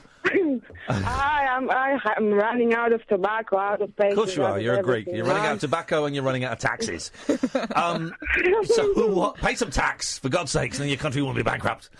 Man alive, I could murder some souvlaki right now. My eldest favourite food is souvlaki, and man. Can you believe this, Maria? For the first 6 years of me going to Greece, I was a vegetarian, and it was only in the last couple of years that I started eating meat. Oh man! So when you went to Greece and said you're a vegetarian, did they say, but do you eat lamb? Yeah, there's a lot of that. There's a lot of fish was served up. You go, no, I don't eat that. But then I was because I don't mean to sound sexist. It's not, but all Greek women are amazing cooks, and my ex-wife's elderly aunt, who's in her 70s. Would just cook the most the macaroni cheese. Yeah. Oh, jeez, it's like eating clouds. It's incredible. The macaroni cheese. Yeah, that would have been a special version, Greek version, because we don't have it, so it would have been specially made. She made it fresh. The eggs, my favourite with Greek cheeses. Here we go. It's all fresh. It's all fresh. Yeah, I know that. Talking about fresh pasta as well. Yeah. Talking about Greek cheeses, last year we went to Crete, was it? Yeah, Crete, for our holidays, and we had this, and I was like, this is amazing, what is this? It was feta cheese, a round of feta cheese with honey on it. Yeah. Crete is excellent in culinary-wise, like they have... But also lovely island, lovely history. Okay, good and bad, but something. My favourite food, nice and simple. Tomatoes and fried eggs. You get the tomatoes and the garlic, similar to what we cook. Bravo, kayanas. Oh, flipping man alive. Yes, man. It's one of the simplest things. Yeah, but the best. So yummy. The best. Yummy. I would say I'd go to visit my aunt. She'd go, what can I cook for you? And I'd say that, and she'd go, really? That'll take me 5 minutes. I'm going to do a lamb for you if you want. No, that'll do. Thank you, Maria. Did we get to the point of your call? Yeah. Okay. So I'm feeling very hot. I can't get any sleep. I'm having a very challenging job assignment tomorrow morning, so that stresses me out quite a bit. Yes, because it's gonna be after ages that I haven't really practiced my translation or interpreting skills.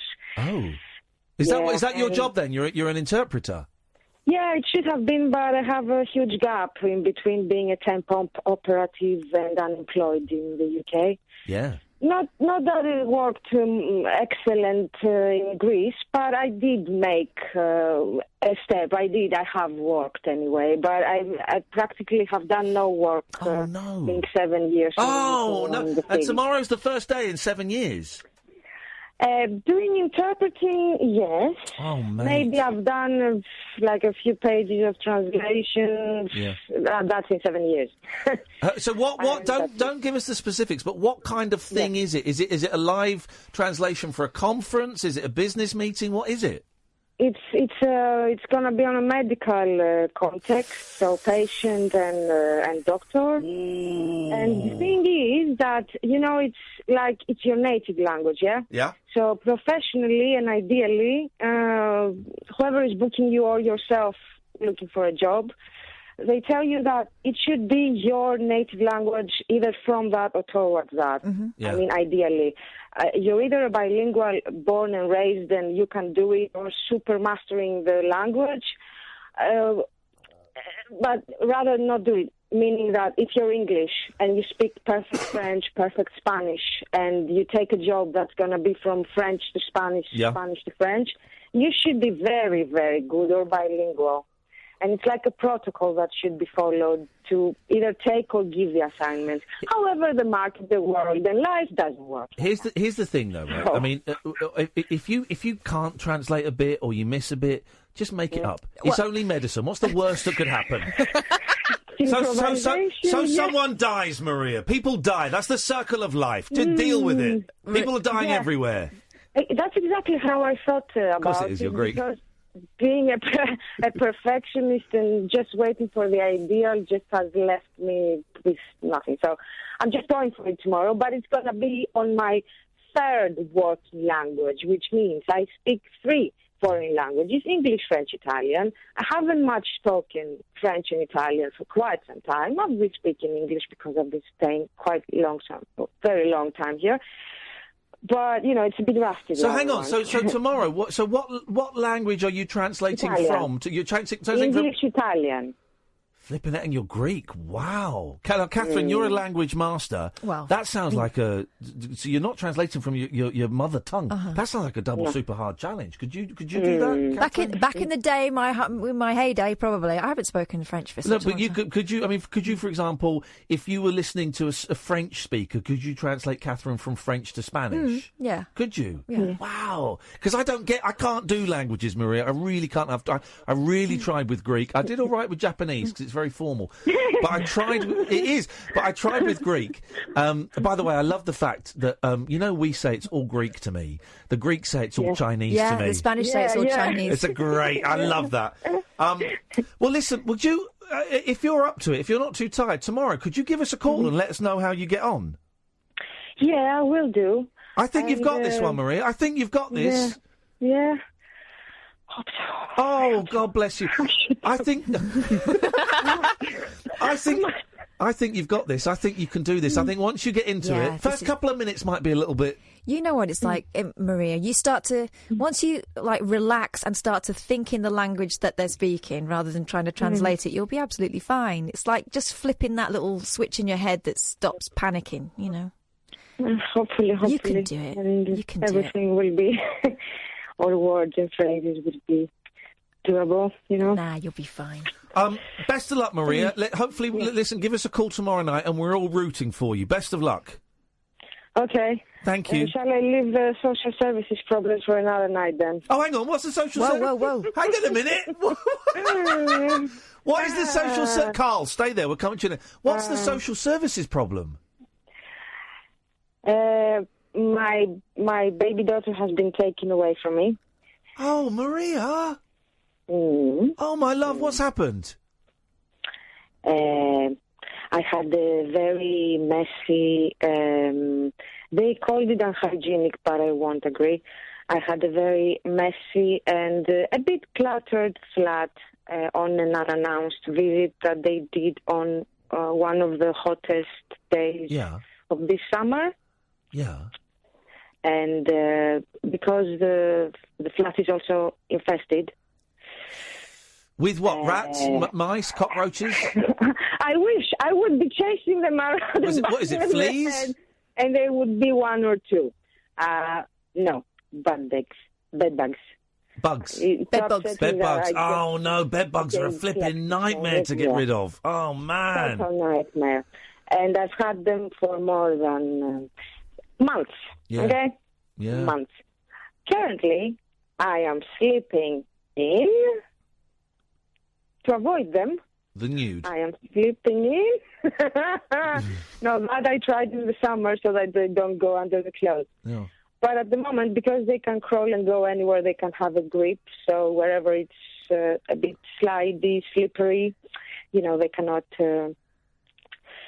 Yeah, I'm sleeping in the bathtub and it's not at all comfortable, and that's also not in the bath. Here's the thing: you can get bed bugs from books. People buying second-hand books. And where'd you keep them? Under your bed? Yeah. Oh, mate. So when did they? How old's your baby? So Zoe is born on the 22nd of the 4/17. So she's, I stopped counting after they took her. I'm counting from the day they took her. So April, May, June, July, August, September. Yeah, almost 1.5 years. How long has she been gone for? Since the 25th of the 7th. Of July. But it's ages for me because it's my first baby. Oh, mate, a and, day I is loved being with her. a day is a lifetime when you're not with your baby. Exactly. Do you get to see her? 3 hours, 3 to 5 hours per week. Well, Kath and I are both parents, and we're speechless at that. And so it's because me too.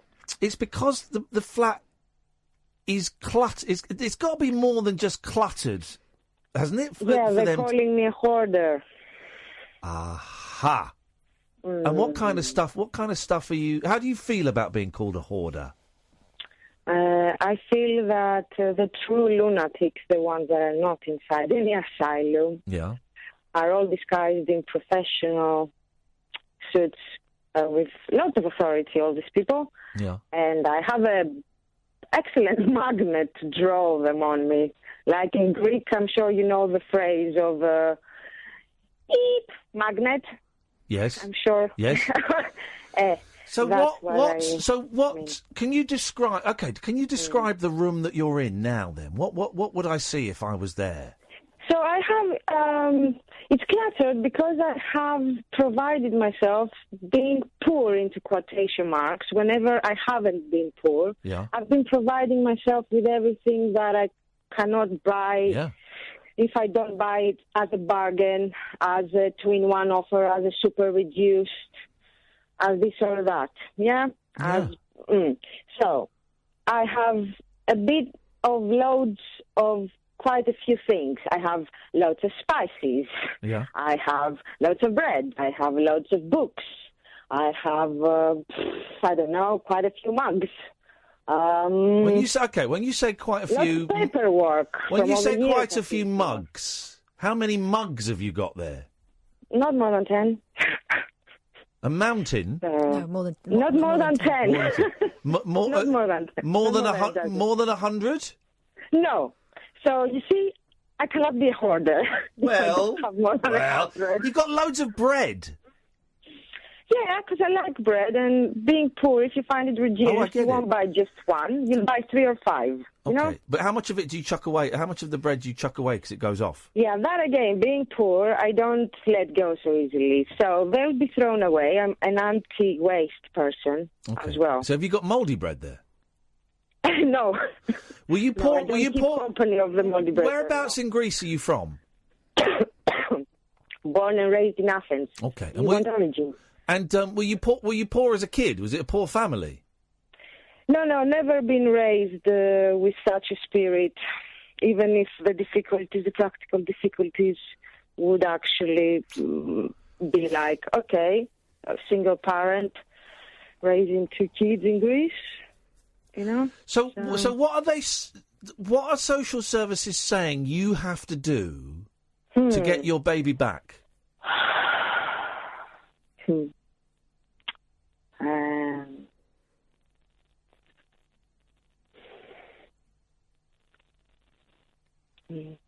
Have they told you what you have to do? Whatever they've been telling me, like, don't do this, don't do that, and whatever I've been doing, and they haven't been doing whatever I've been asking, and it resulted to this. So I don't trust them anymore. That's why I called you people on there, because sometimes I get too scared, too imprisoned, in a dungeon, and no one will release me. Have they said, for example, look, Miss Maria, if you clear all of this stuff out and you get rid of the bed bugs, we can let you have the baby back? Have they said something like that? Well, I've been asking all of them to disinfest the place for months, and they started, they stopped it. They said it's too cluttered, cannot do it. Yeah, that's the thing. Yeah. But I've been tidying up and organising and asking and waiting and tidying up. What would happen to you? What would happen to you if you left your flat knowing that a team of cleaners was going in, and you came back and everything in your flat, apart from your settee, your telly, one loaf of bread, everything had been cleared out. How would that make you feel? Well, how would the owner of a bank and the shareholders would feel if I would hack their whole bank system and say took all the funds out of there and left their companies, their whole structures collapse, and them? I would suspect just their knickers to wear. I would suspect that as long as they had their kids with them and knickers to wear, they'd still be all right. Yeah, but that's a sick place. That's a sick game that they've put me to play. So you leave a person for ages without money. Now that person lives in a material world. They need to provide for themselves, have things. Not all of us are day in, day out. An egg, a bread, a water. And the next day, a sausage, an egg, a beer. Sounds like a great meal so far. You know, with that Greek cooking. I cannot live without variety and diversity, and if nothing can offer it to me, I offer it to my Maria, listen, belongings. Maria, listen, we have to go because I'm so late for the news. I'd love to talk to you tomorrow if you feel like you can call up, because I'd love to know how the job goes. And also, it would give me a bit of time to kind of get my head around all. You've given us some amazing revelations, and I really appreciate you phoning in and being, sharing this with me, because this is big stuff. And we started off having a laugh, and then, it got quite heavy. But I'd love to have a chat tomorrow about how the job went, and also just get my head around what you've told us. Would that be okay? Yeah, hopefully I will feel up to it, because I don't know how I made it. No, I don't know. And, well, if you don't do it tomorrow, we've got Thursday, and if you can't do it Thursday, we've got Friday. But I'd really like to talk to you this week again, if we could. Okay. Would that be all right? I've enjoyed our conversation. One of my big fears, this thing, it's like, what would happen if a natural disaster would come and just no natural disasters! Maria, no natural disaster is coming! There's no natural disaster! Stop that! If I go in a flood and there's nothing left, or leave the blood and everything will be chucked away. Listen, I guarantee, I 35% guarantee that you and I will still be alive on Friday. And there will not have been a big natural disaster. It's 35% The odds aren't so good for me, let's be honest. Kath is screwed. I'm so late for the news. Let's speak later in the week, please. Okay. You take care of yourself. Good. Focus on the job tomorrow, okay? Okay. Cheers, my love. Evcharisto. There we go. Tati bye. Well, that's Maria there. Here's the news. Across the UK, online and on DAB. The wild man of late night radio, Iain Lee.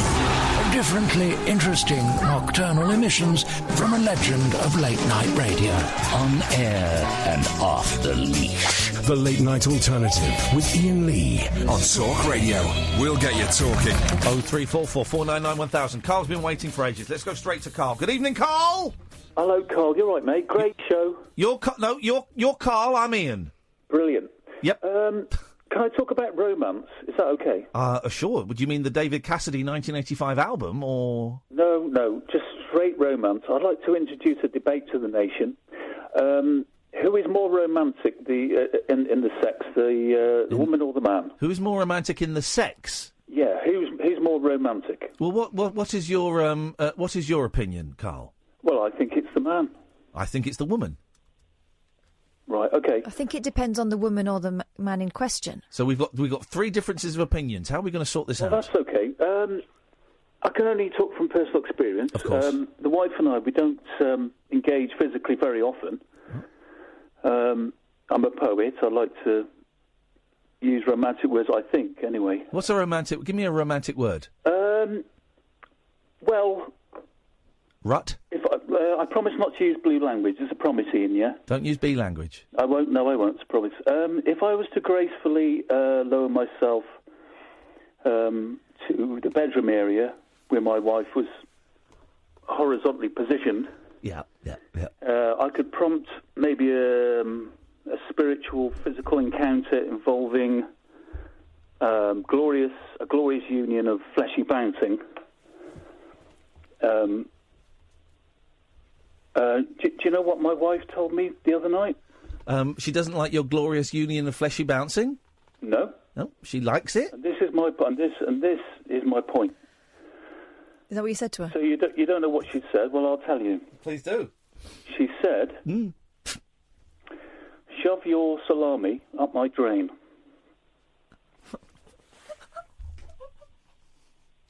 Now, yeah. Which one's the drain? Do I need to repeat that, or no? Are women more romantic, or are we going to? Which one is the drain? I don't know. I'm just saying. Which one did you shove it up? Soak it up. Nope. Shove your salami up my drain. Say it one more time for me. What the poetic my monologue, or the monologue? Do you mean what she said? What she said, yeah. Well, I've told you, haven't I? Shove your salami up my drain. Okay. That is not romantic. But apparently.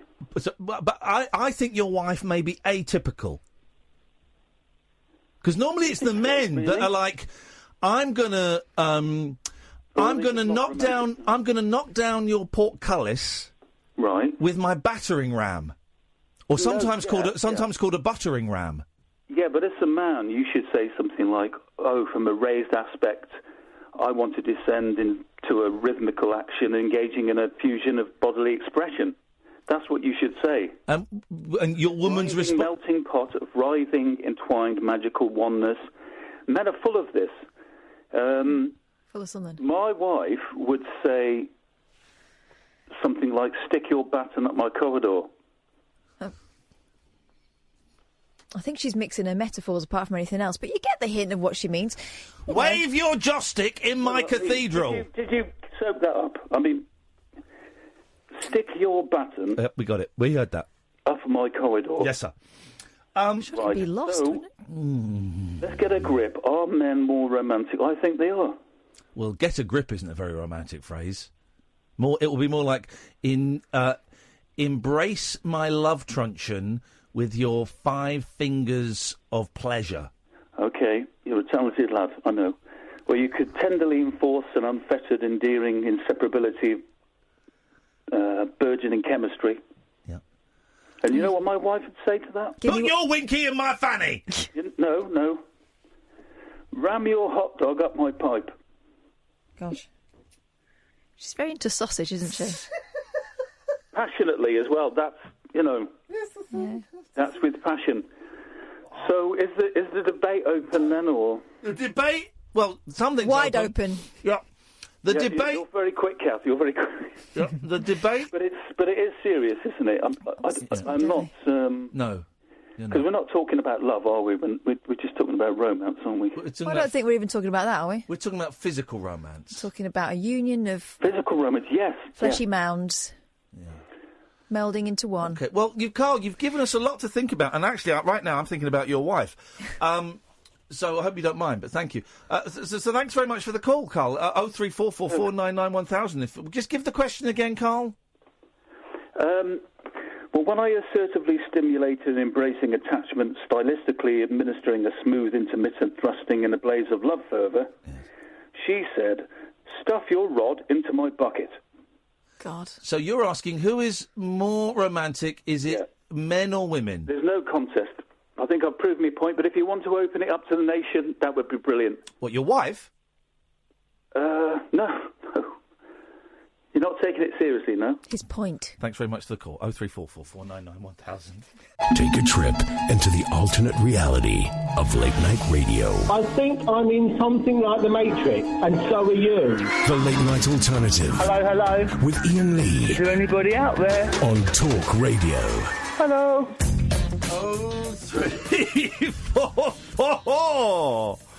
03444991000. Was it 37? I don't know what it means, Sam. Just come on the microphone and tell me. He's giving me out time so we can play Beverly Craven.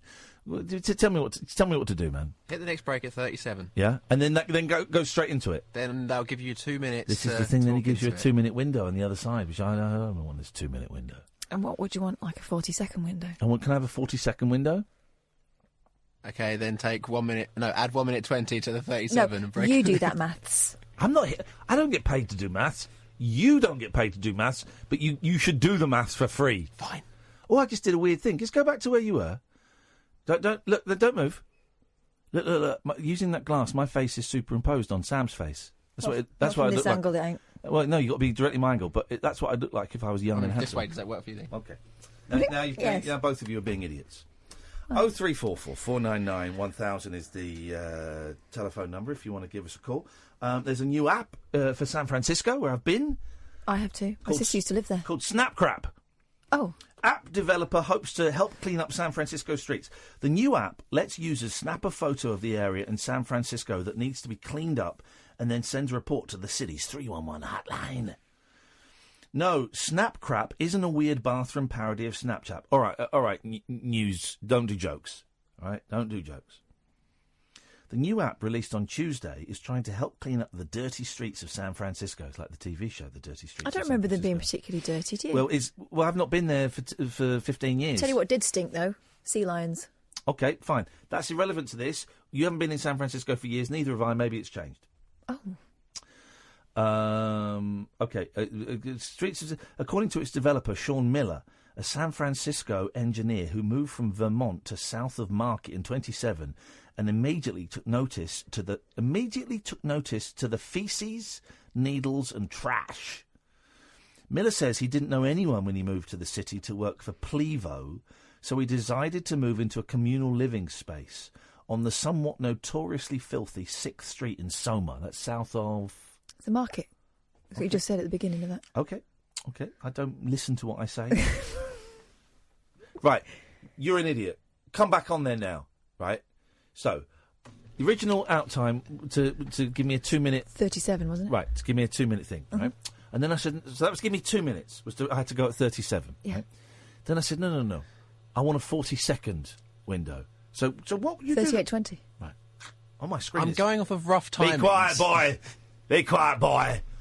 On my screen it says 38. I can give you an exact if you want. We've lost... Yes. But it's... Yes. We've lost 20 seconds somewhere in the mix.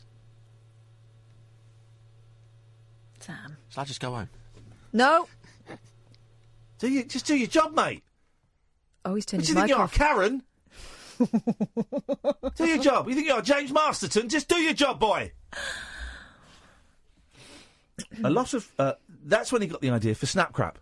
We should have it for staff. We just take a picture of the staff. Chat crab. Chat crab.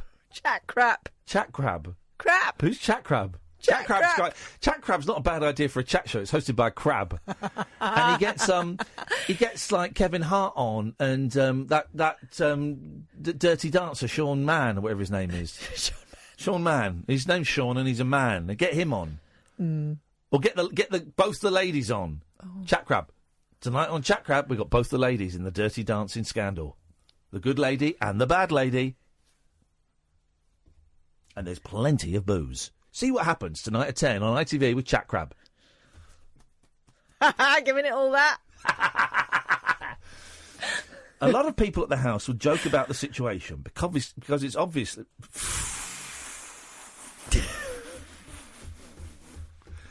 38:14. So we've lost 6 seconds, but I can work with that. Okay, whatever. Let's just not. I mean... The show is descending into maths. They're not used to accuracy. Do you know I bought those Atari games for £12? They're shit. There's one on there. Honestly, they're rubbish. I thought I'd get an hour of fun out of it. I got 15 minutes of tedium out of it. Right? There's one. There's an Atari game for the PlayStation. It's old Atari games, right? And they're awful. Awful. There's one called Haunted House, and you're just a pair of eyes, and you just move around the screen. And that's a game, is it? That's it. There's a brilliant Limmy sketch actually where he's like bored of his PlayStation and he goes into the cupboard and he finds his old Atari and he gets it out. He's going, this will be fun, and it's just him. One of the games is jump, where you just got to press the button and jump, and that's what this was like. There's one on there called Maths, right? It's an Atari game, Maths, right, for an Atari, and it'll come up 9 + 9, and there's no way of inputting the answer. You just go 18, then you press the button and the answer comes up. That's it! Oh, so it's just for your own personal practice. Just for a bit of fun. What was I going to say about it? It was boring. Okay. We realise it's a serious problem, and frankly, it's a health hazard. I'm bored of this story. While the city has its own app that allows users to request sidewalk cleaning and report other defects, like manhole covers, graffiti and tree maintenance, Miller says their app is rubbish. It takes so many clicks to actually... I'm bored of this. Where's the bit where you can take a picture of a poo? Oh, dear. Okay. A couple of months ago, I was getting frustrated seeing this stuff every day. He means crap.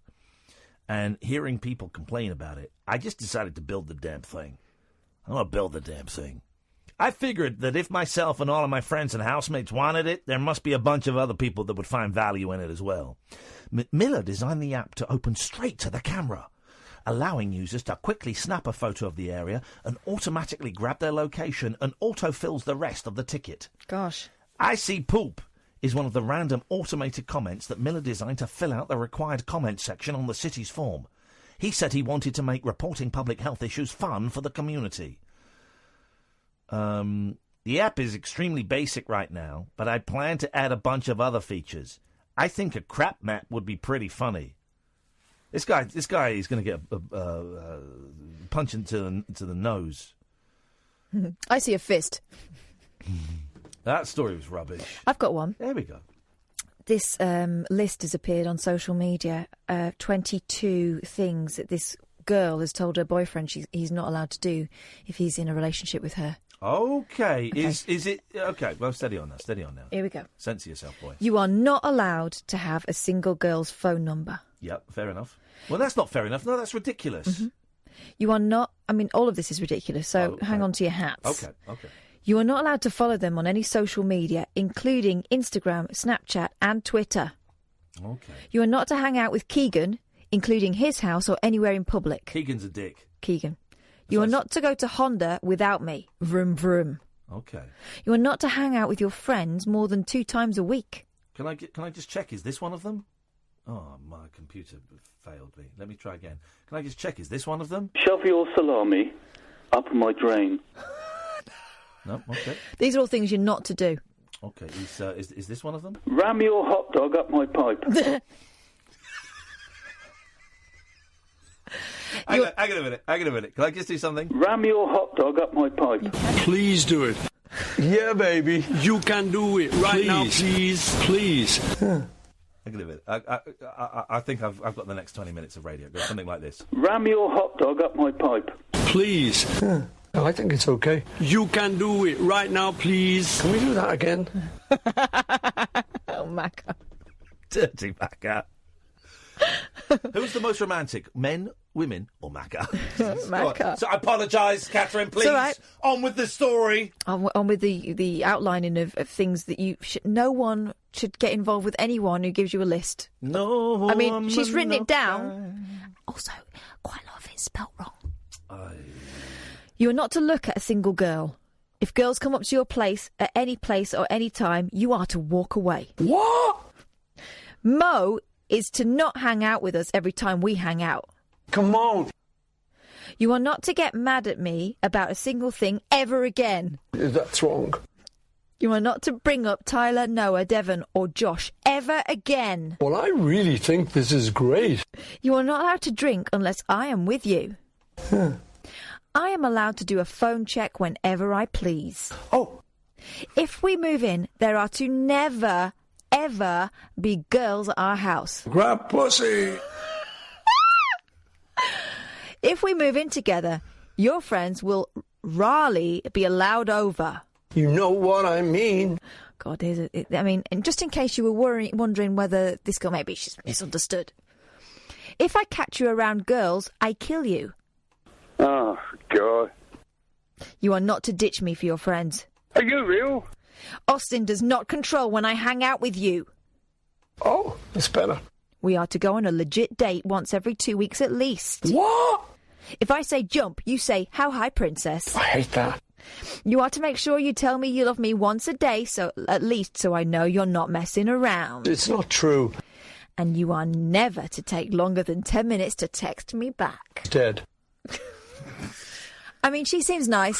She must have an amazing ass to be able to make those demands. She's got to be hot. She's got to be Sarah Ferguson hot. She's got to be sucking toes at bedtime. With tea time and lunchtime. It's toe sucking time. They suck them toes. Careful there, Ian. You nearly stumbled over that and said something outrageous. People. This person. And the last person in that documentary about stalkers wanted to kill Stephen Hendry. And because he didn't want her fan letters anymore. Yeah, she wrote 3 fan letters. This is her story. She wrote 3 fan letters, and she got a letter back saying to stop communicating with him. Okay, all right. They must have been nice letters. So then she started sending letters saying she was going to kill him. Yeah. And then phoned him up saying she was going to kill him. It's the obvious transition. And then she was going, the mistake I made was I got caught. Yeah. And if I ever did it again, I would make sure I didn't get caught. Yeah. I mean, some show. But then it made me think, we've got callers and listeners now, because we've got to stop them calling in, that are as easy to offend as this. She was offended because she got a letter saying, please don't write anymore. She took it as a personal. Yeah. And kind of, well, it was a romantic slight, wasn't it? Yeah. And we have, we have experience. On a slight, we've not had death threats. Actually, I have. Of course, I've had loads of death threats. The first place I worked, there was one particular person who had, I think, worked very briefly there, and then it hadn't worked out, and then took it upon himself. And he's still about, I think. He gets in and out of prison. He would look people up, and this was in the days of the electoral roll. He would look up where people lived. He would look at how many children lived there. Yeah. People were getting phone calls at home saying, I know where your wife works and all this sort of stuff. And from that moment, that's when I swore I would never change my name on air if I got married. Oh, was that why? Mm-hmm. Yeah, because he was tracing people. And, that's why I don't mention what my husband's name is. I don't mention what my children's names are. You won't know exactly where I live. I don't follow any of them online. I don't know her husband's name or her kids' names. I've met her kids. I call them Big 'Un and Little 'Un, and I don't know where you live. Yeah. And I can't even follow my kids' school on Twitter because it would be obvious. Yeah. Who is this guy? Oh, well, I'll tell you the name off air. No, but he was someone who worked very briefly for the volunteer section of the radio station. Was it Roberto Peroni? That's a joke. It wasn't. That's a joke. It wasn't, but I think he's still about, and he pops up now and again. Who was you? Didn't you have a terrible experience with a guy in the car park? Yeah, I never saw him, but he was following you. Well, he was turning up and waiting outside. It's a different guy, was it? Yeah, he didn't know what I looked like. But he was obsessed with you. Yeah, and he would send gifts into the station for me and hang about outside, and he was an extraordinary looking person, so I was always on the lookout for him, even though he would ask people what colour my hair was, didn't even know what I looked like. But those people think they're being romantic and friendly. They don't realise that actually it's terrifying and upsetting. Yeah, especially when you work somewhere where you're turning up or leaving after dark. I would always scan, the area to make sure. As I drove, I would drive around the long way to make sure that I knew if there was anyone in the streets nearby that could make it to the front door before I did. All that sort of stuff. There's my soon-to-be ex-wife is a journalist, and I don't think she's had one for a while. Actually, we've certainly not talked about it. But she would get emails from a guy saying, "Could you? You're hot. Your next report, could you do it in a leather catsuit?" First of all, that's inappropriate attire for a BBC journalist. Mm-hmm. And secondly, F off, you weirdo. There's a website which you'll now go rushing to, and I'm not saying it to a. Well, no, I'm not even going to say it. But there's a website, the website, where they just post stills of attractive female television report. I think Ellie's probably on there. And it's not them. In sexy. Some of them are in sexy poses if they've done a photo shoot, but more often than not, it's stills from their bulletins. Yeah. And my wife's on there. It's women sitting on sofas in skirts a lot of the time. It's my wife out and about on the street doing it with a microphone. You think, you dirty, you sick. I mean, what is that? For a long time, when I was working at the other place, I would get emails when I was presenting, particularly. I would get requests from this website called radiobabes.com. Yeah. Have you heard of that? I'm aware of it. And some women played ball with them, and would send them photos and stuff. I was like, I don't want to be part of that. That's not what this is about at all. No, that's not. There was a thing, I had it down as one of the stories yesterday, or maybe Friday. I think it was yesterday, or maybe Friday. That something like, I don't know the exact figures, something like, they questioned young girls and women, I think between 15 and 21, and something like 35%, over a third of them, had been harassed when they were in their school uniforms. I heard about that. It may have been more than, I don't know the exact figures, but they've been harassed in their school, and it ranged from wolf whistles to a girl in a school uniform to being touched up, to having sexually suggestive things shouted at them, all that, to a kid. Yeah. I mean, even a sixth former, right, is a kid in a school uniform. How? The school uniform should underline the fact that this is a child, right? How is that? Well, there's someone who's obviously a child there. I'm going to shout, I'm going to whistle and shout something lurid to her about sex. Here's the thing as well. Wolf whistling is seldom done by one bloke on his own. This is, I'm going to impress my mates by what? Embarrassing a child? Propositioning a child? Whichever way you cut it, doesn't make you look great, does it? I really hope that 14-year-old wants to have sex with me. Or 17-year-old, because six. We didn't wear uniform in the sixth form. I don't remember if we had to wear. We did, I think we did. Oh, did you? I went to the Sir William Herschel Grammar School. Oh, grammar school, isn't it? Yeah, exactly. Mine was community college. Okay, well, I passed my 11+. What can I tell you? We didn't have them. Okay, well, I'm lucky. I'm one of the lucky ones. You're a shining example of that education system. Totally, totally. I went to a grammar school, and now I'm earning more than you, and that to me is simple. And I don't think we should get any more grammar schools because I like to keep it elite. Yeah, I like to be part of the elite, and I am the elite. I'm the liberal elite, except I'm not liberal. I'm right wing, pretending to be the liberal elite because that gets you more action. And it's cool, right? You're very cool, man. Very, very cool, man. Very cool. Did you say cool? Is that what you said? Why? Because it's cool to pretend to be. Oh, yeah. It's very cool, man. Yeah. Very the ladies love a liberal. Ladies love... Apart from the scary ladies, they like them a little bit more hardcore. Naughty girl. Yeah, but that uniform thing is weird, isn't it? Because I went to the school disco, that night that they are in Camden, and it was fun. I mean, admittedly, I don't think I quite got it because I went looking like I was like fresh out of mother kit. You went as a teacher. Well, no, I didn't. But my uniform was pristine. I went as I went to school, which was pristine, head girl, all my badges on. My tie was straight, and my skirt was to my knee. But a lot of the others were doing the whole Britney Spears thing. Well, here's the thing. And when that's a 26-year-old woman... Here's the thing. It's a funny thing, isn't it? An older woman dressed up in a school uniform. Actually, I do find it sexy because... Because you're both teenagers again. Yeah, because of what it reminds me of. But, I mean, a hot woman in a short skirt is sexy, okay? Mm-hmm. But I still find it so confusing that I wouldn't want to suggest to a partner, hey, would you dress up as a schoolgirl? Because it feels... It just doesn't what are feel you in right. this scenario? You're grown up.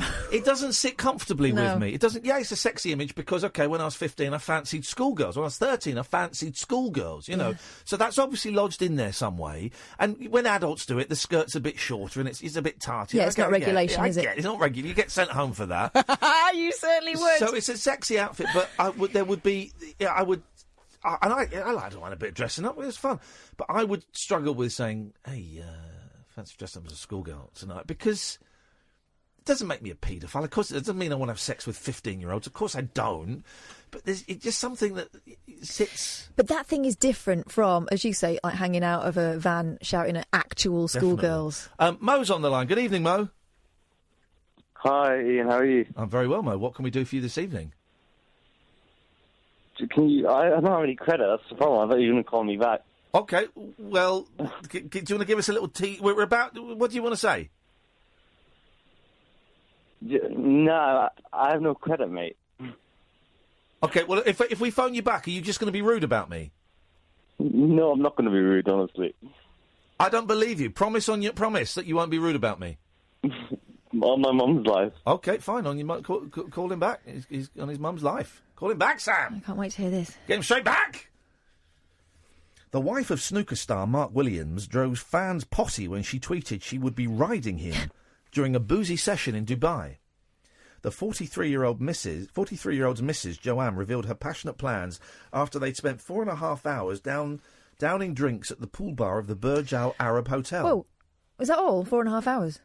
The couple posted snaps of themselves cuddling in the water after dark.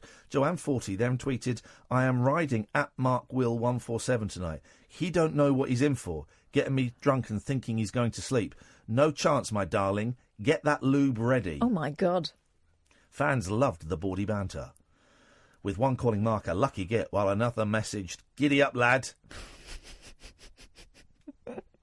Imagine tweeting to your partner, he thinks he's going to get a good night's sleep. "No chance, my darling. Get that lube ready." Romantic. Mo, is your lube ready?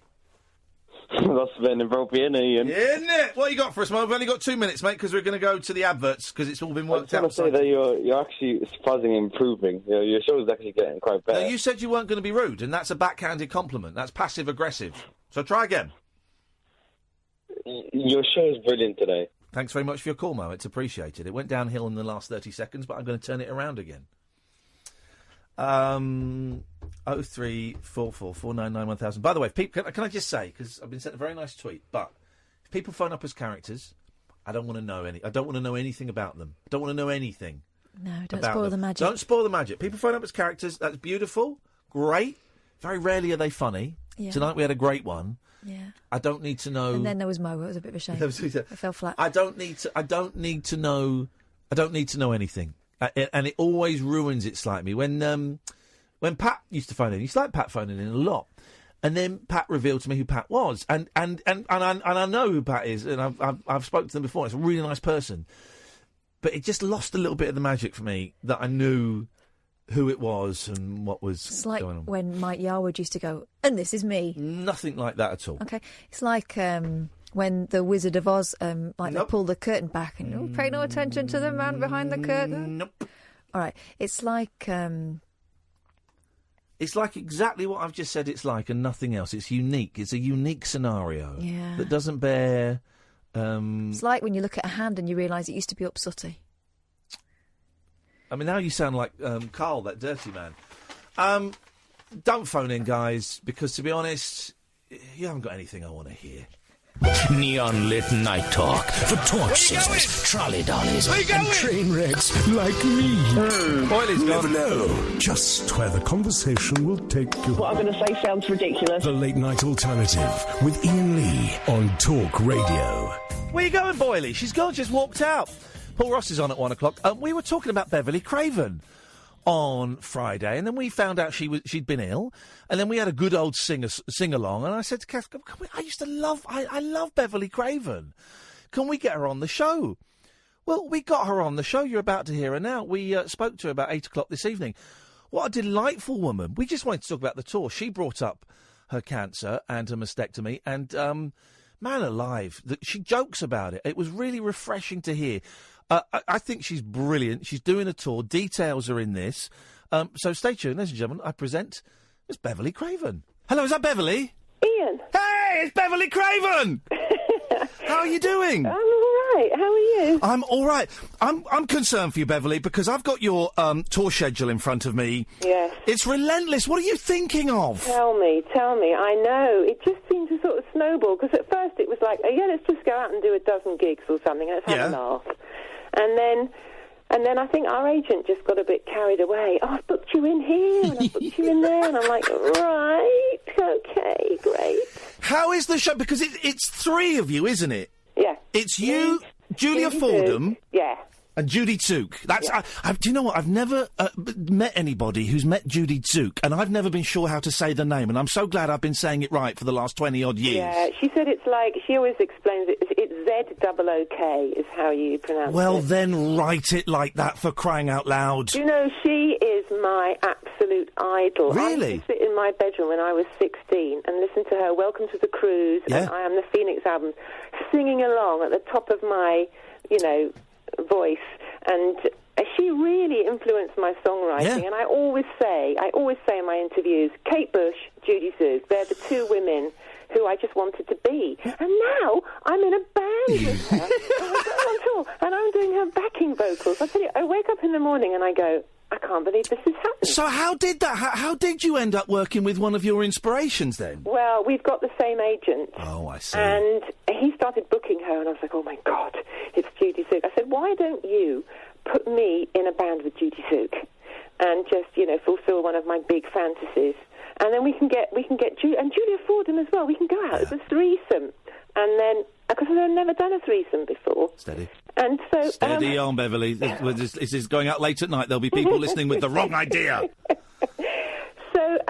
So then, and here we are, just about to kick off with rehearsals. Oh, that's interesting, because I didn't know that you were doing it as a group. I thought you'd come out and do, 25 minutes, then that someone else would come out. So you're actually... So who is the band? What is the band? Is it just the three of you, or are there more? Oh, no.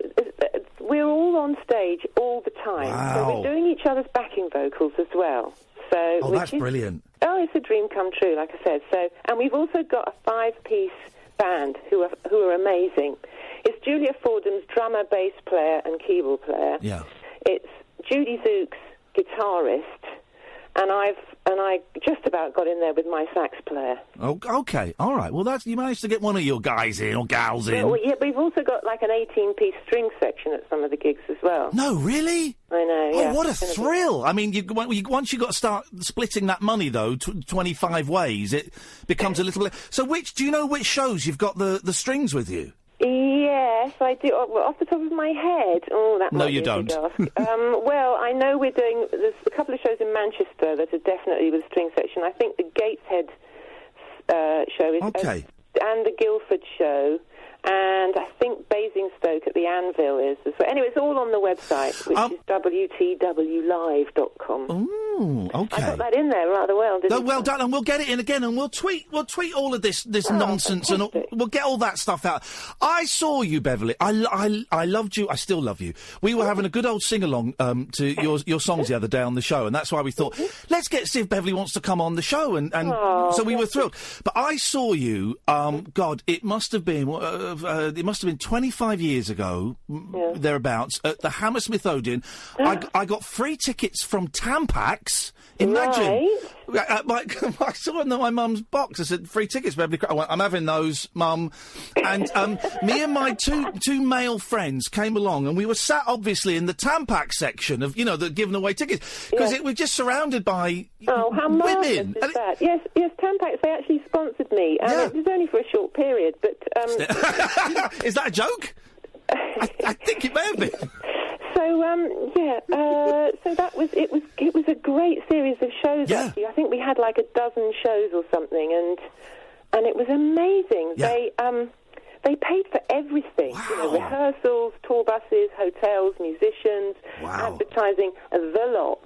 And then they gave me this, very nice fee on top. Oh. And it was the first time I'd gone out on tour and actually not lost money.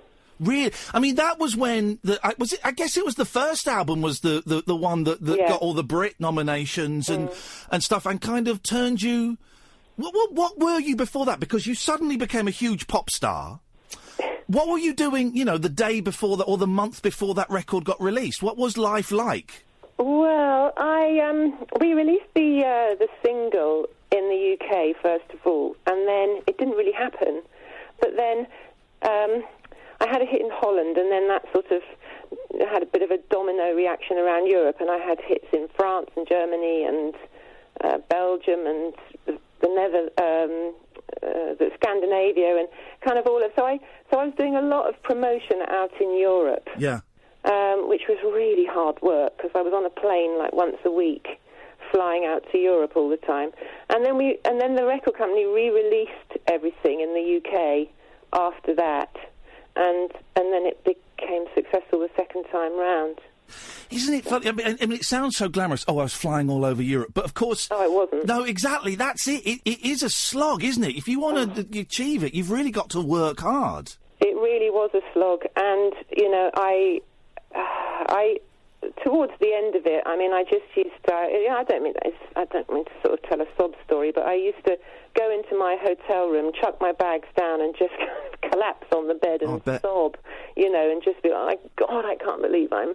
away again doing a bunch of interviews, and miming to a song on the TV, and I used to think a well-trained monkey could have done my job. I'm glad you mentioned that, because you don't tend to see it so much now. People tend to sing live, but in the 90s, every TV show was pretty much mimed. Well, the technical people couldn't really handle a live broadcast like that. If they did, I mean, occasionally it all went horribly wrong. So how do you muster? Well, I suppose it's the job. I was going to say, how do you muster the enthusiasm to? Here's the question: when you're miming, are you actually singing, or is nothing coming out of your mouth? No, you have to sing, really. Right. Otherwise, it looks silly. You look like you really are miming. So some people do look silly, though. You know, it's a strange old music. Television has always been a strange beast. You must have done Top of the Pops a few times. Yes, I did. That was lovely. I really enjoyed. You know, those iconic shows. I feel very privileged to have done those.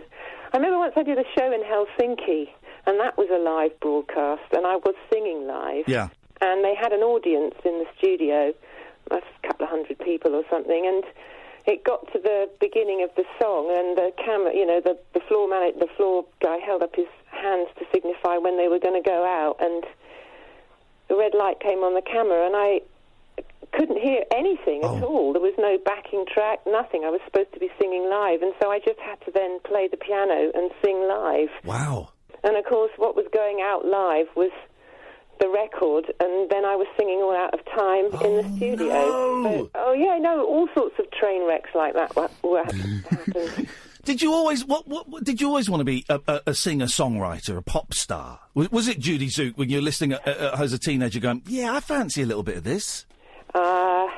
I think probably from the age of about 16 I used to fantasise about being a songwriter, I think was the thing. I was always quite shy. I didn't think I was the right sort of person to get up on stage and show off.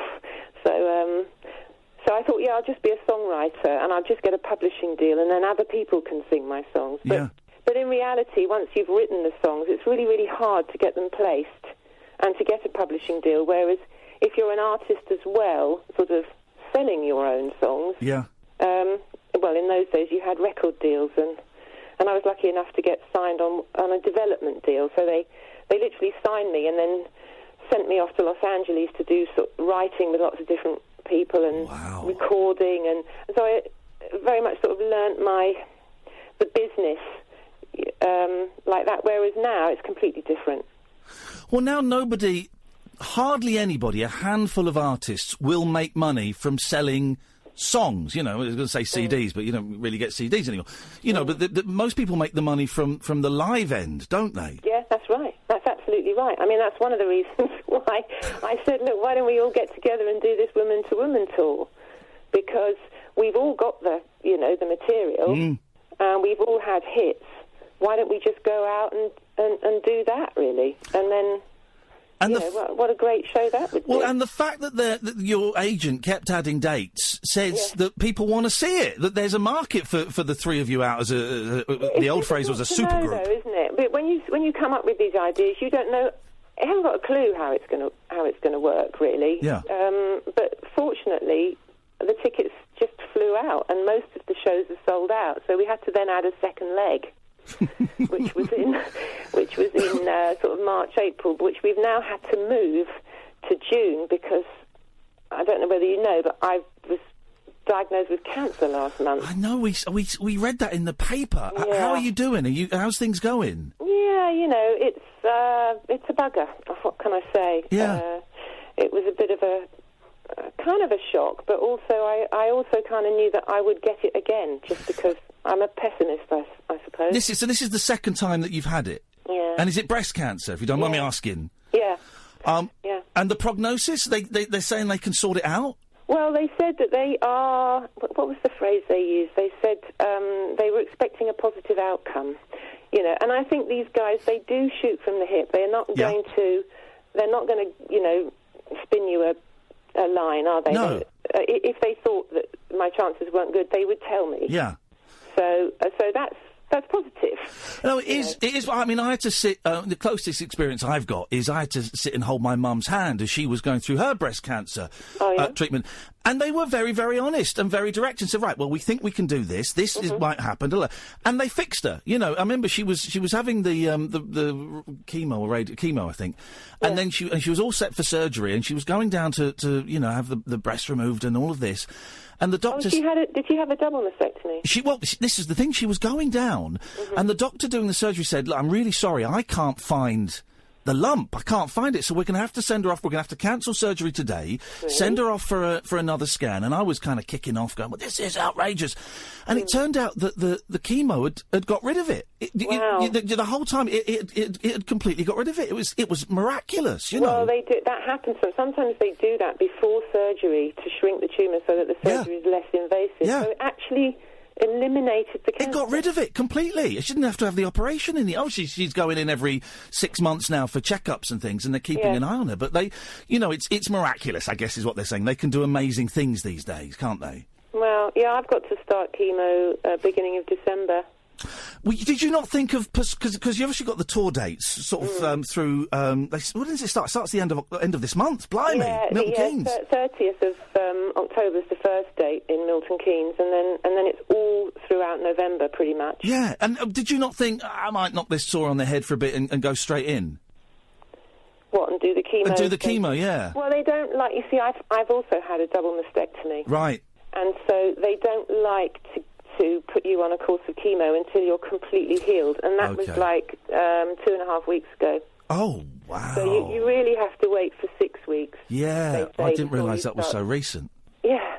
Oh, man. What a shitty thing to happen, Beverly. Well, do you know what? I look fabulous flat-chested. I look like a model. I do. It really suits... I have a fairly boyish frame, I think. And And my daughters all say, Mum, you look great, So I don't know whether they're just saying that, but I actually feel completely fine. And just think, I can be any size I want now. Yeah.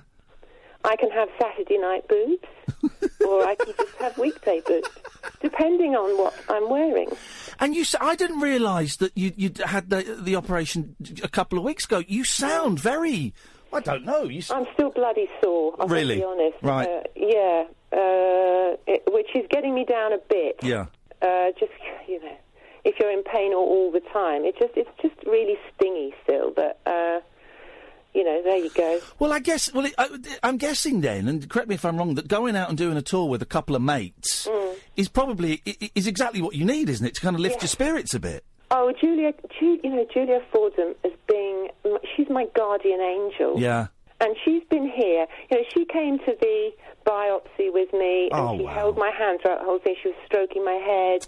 She kissed me when we were done. And she helped me to get dressed. She's been making my bed. She's been doing my laundry, cleaning my kitchen. What a mate. Oh, she has been unbelievable. Not since, I was little and my mum, was looking after me, have I had such kind of, unconditional love in that way from someone. She is one of the most amazing human beings, and we've bonded so much throughout this. Isn't that great? She was the first person I told as well. Really? Oh, because she lives with me at the moment, because, she lives in LA normally. Oh, I didn't know. I was going to say, I didn't know that. How did you meet her? Was it kind of, back in the 90s when you're doing all the TV shows? No, we've never met. And then after I suggested the tour, and she came over and we sort of discussed everything, and I went to pick her up from Heathrow, and we were like long lost friends. Isn't that funny? But when you have that connection with someone immediately, I mean, Julia Fordham is just such an amazing human being. I'm very lucky to have met her. I mean, Jude's fabulous as well. She's just my hero, basically. So how have you started rehearsals yet? Well, kind of. I mean, Jude and Jules came over yesterday, and we were running some backing vocals, which is great. I'm singing those songs I know so well. I love the joy in your voice. You've gone all girly. It's brilliant. You sound like you're 15. But when we get together, it's just amazing. I mean, there's no way on this planet I'm missing the tour. Yeah, good. Well, you've not got... I don't want to, worry you, but it's the 9th now, and the first date is on the 30th, so you kind of got to pull your finger out a little bit. We have got a few days of rehearsals, end of the month, and then we've got quite a big production rehearsal, and lots of friends and family are coming down to that. Okay. So, yeah, we'll get there. Oh, listen, I wish you the best luck. What is the website again if people want to go and have a look and get tickets, if they can get tickets for any of these? Well, most of the first is sold out, if I'm honest, but the second leg is in June, and the website's called wtwlive.com. Okay, all right. I love... What a great position to be in. 25 years after, breaking, going, well, actually, the first half of the tour sold out, so tough. Sorry, guys, you missed it. Beverly, honestly, I've always thought you're brilliant, and I'm sorry you're not feeling particularly well, and I really hope it gets sorted. And this tour's going to be a gas, I'm sure. Yeah. Me and my producer Kath are going to try and come down if we can sneak in.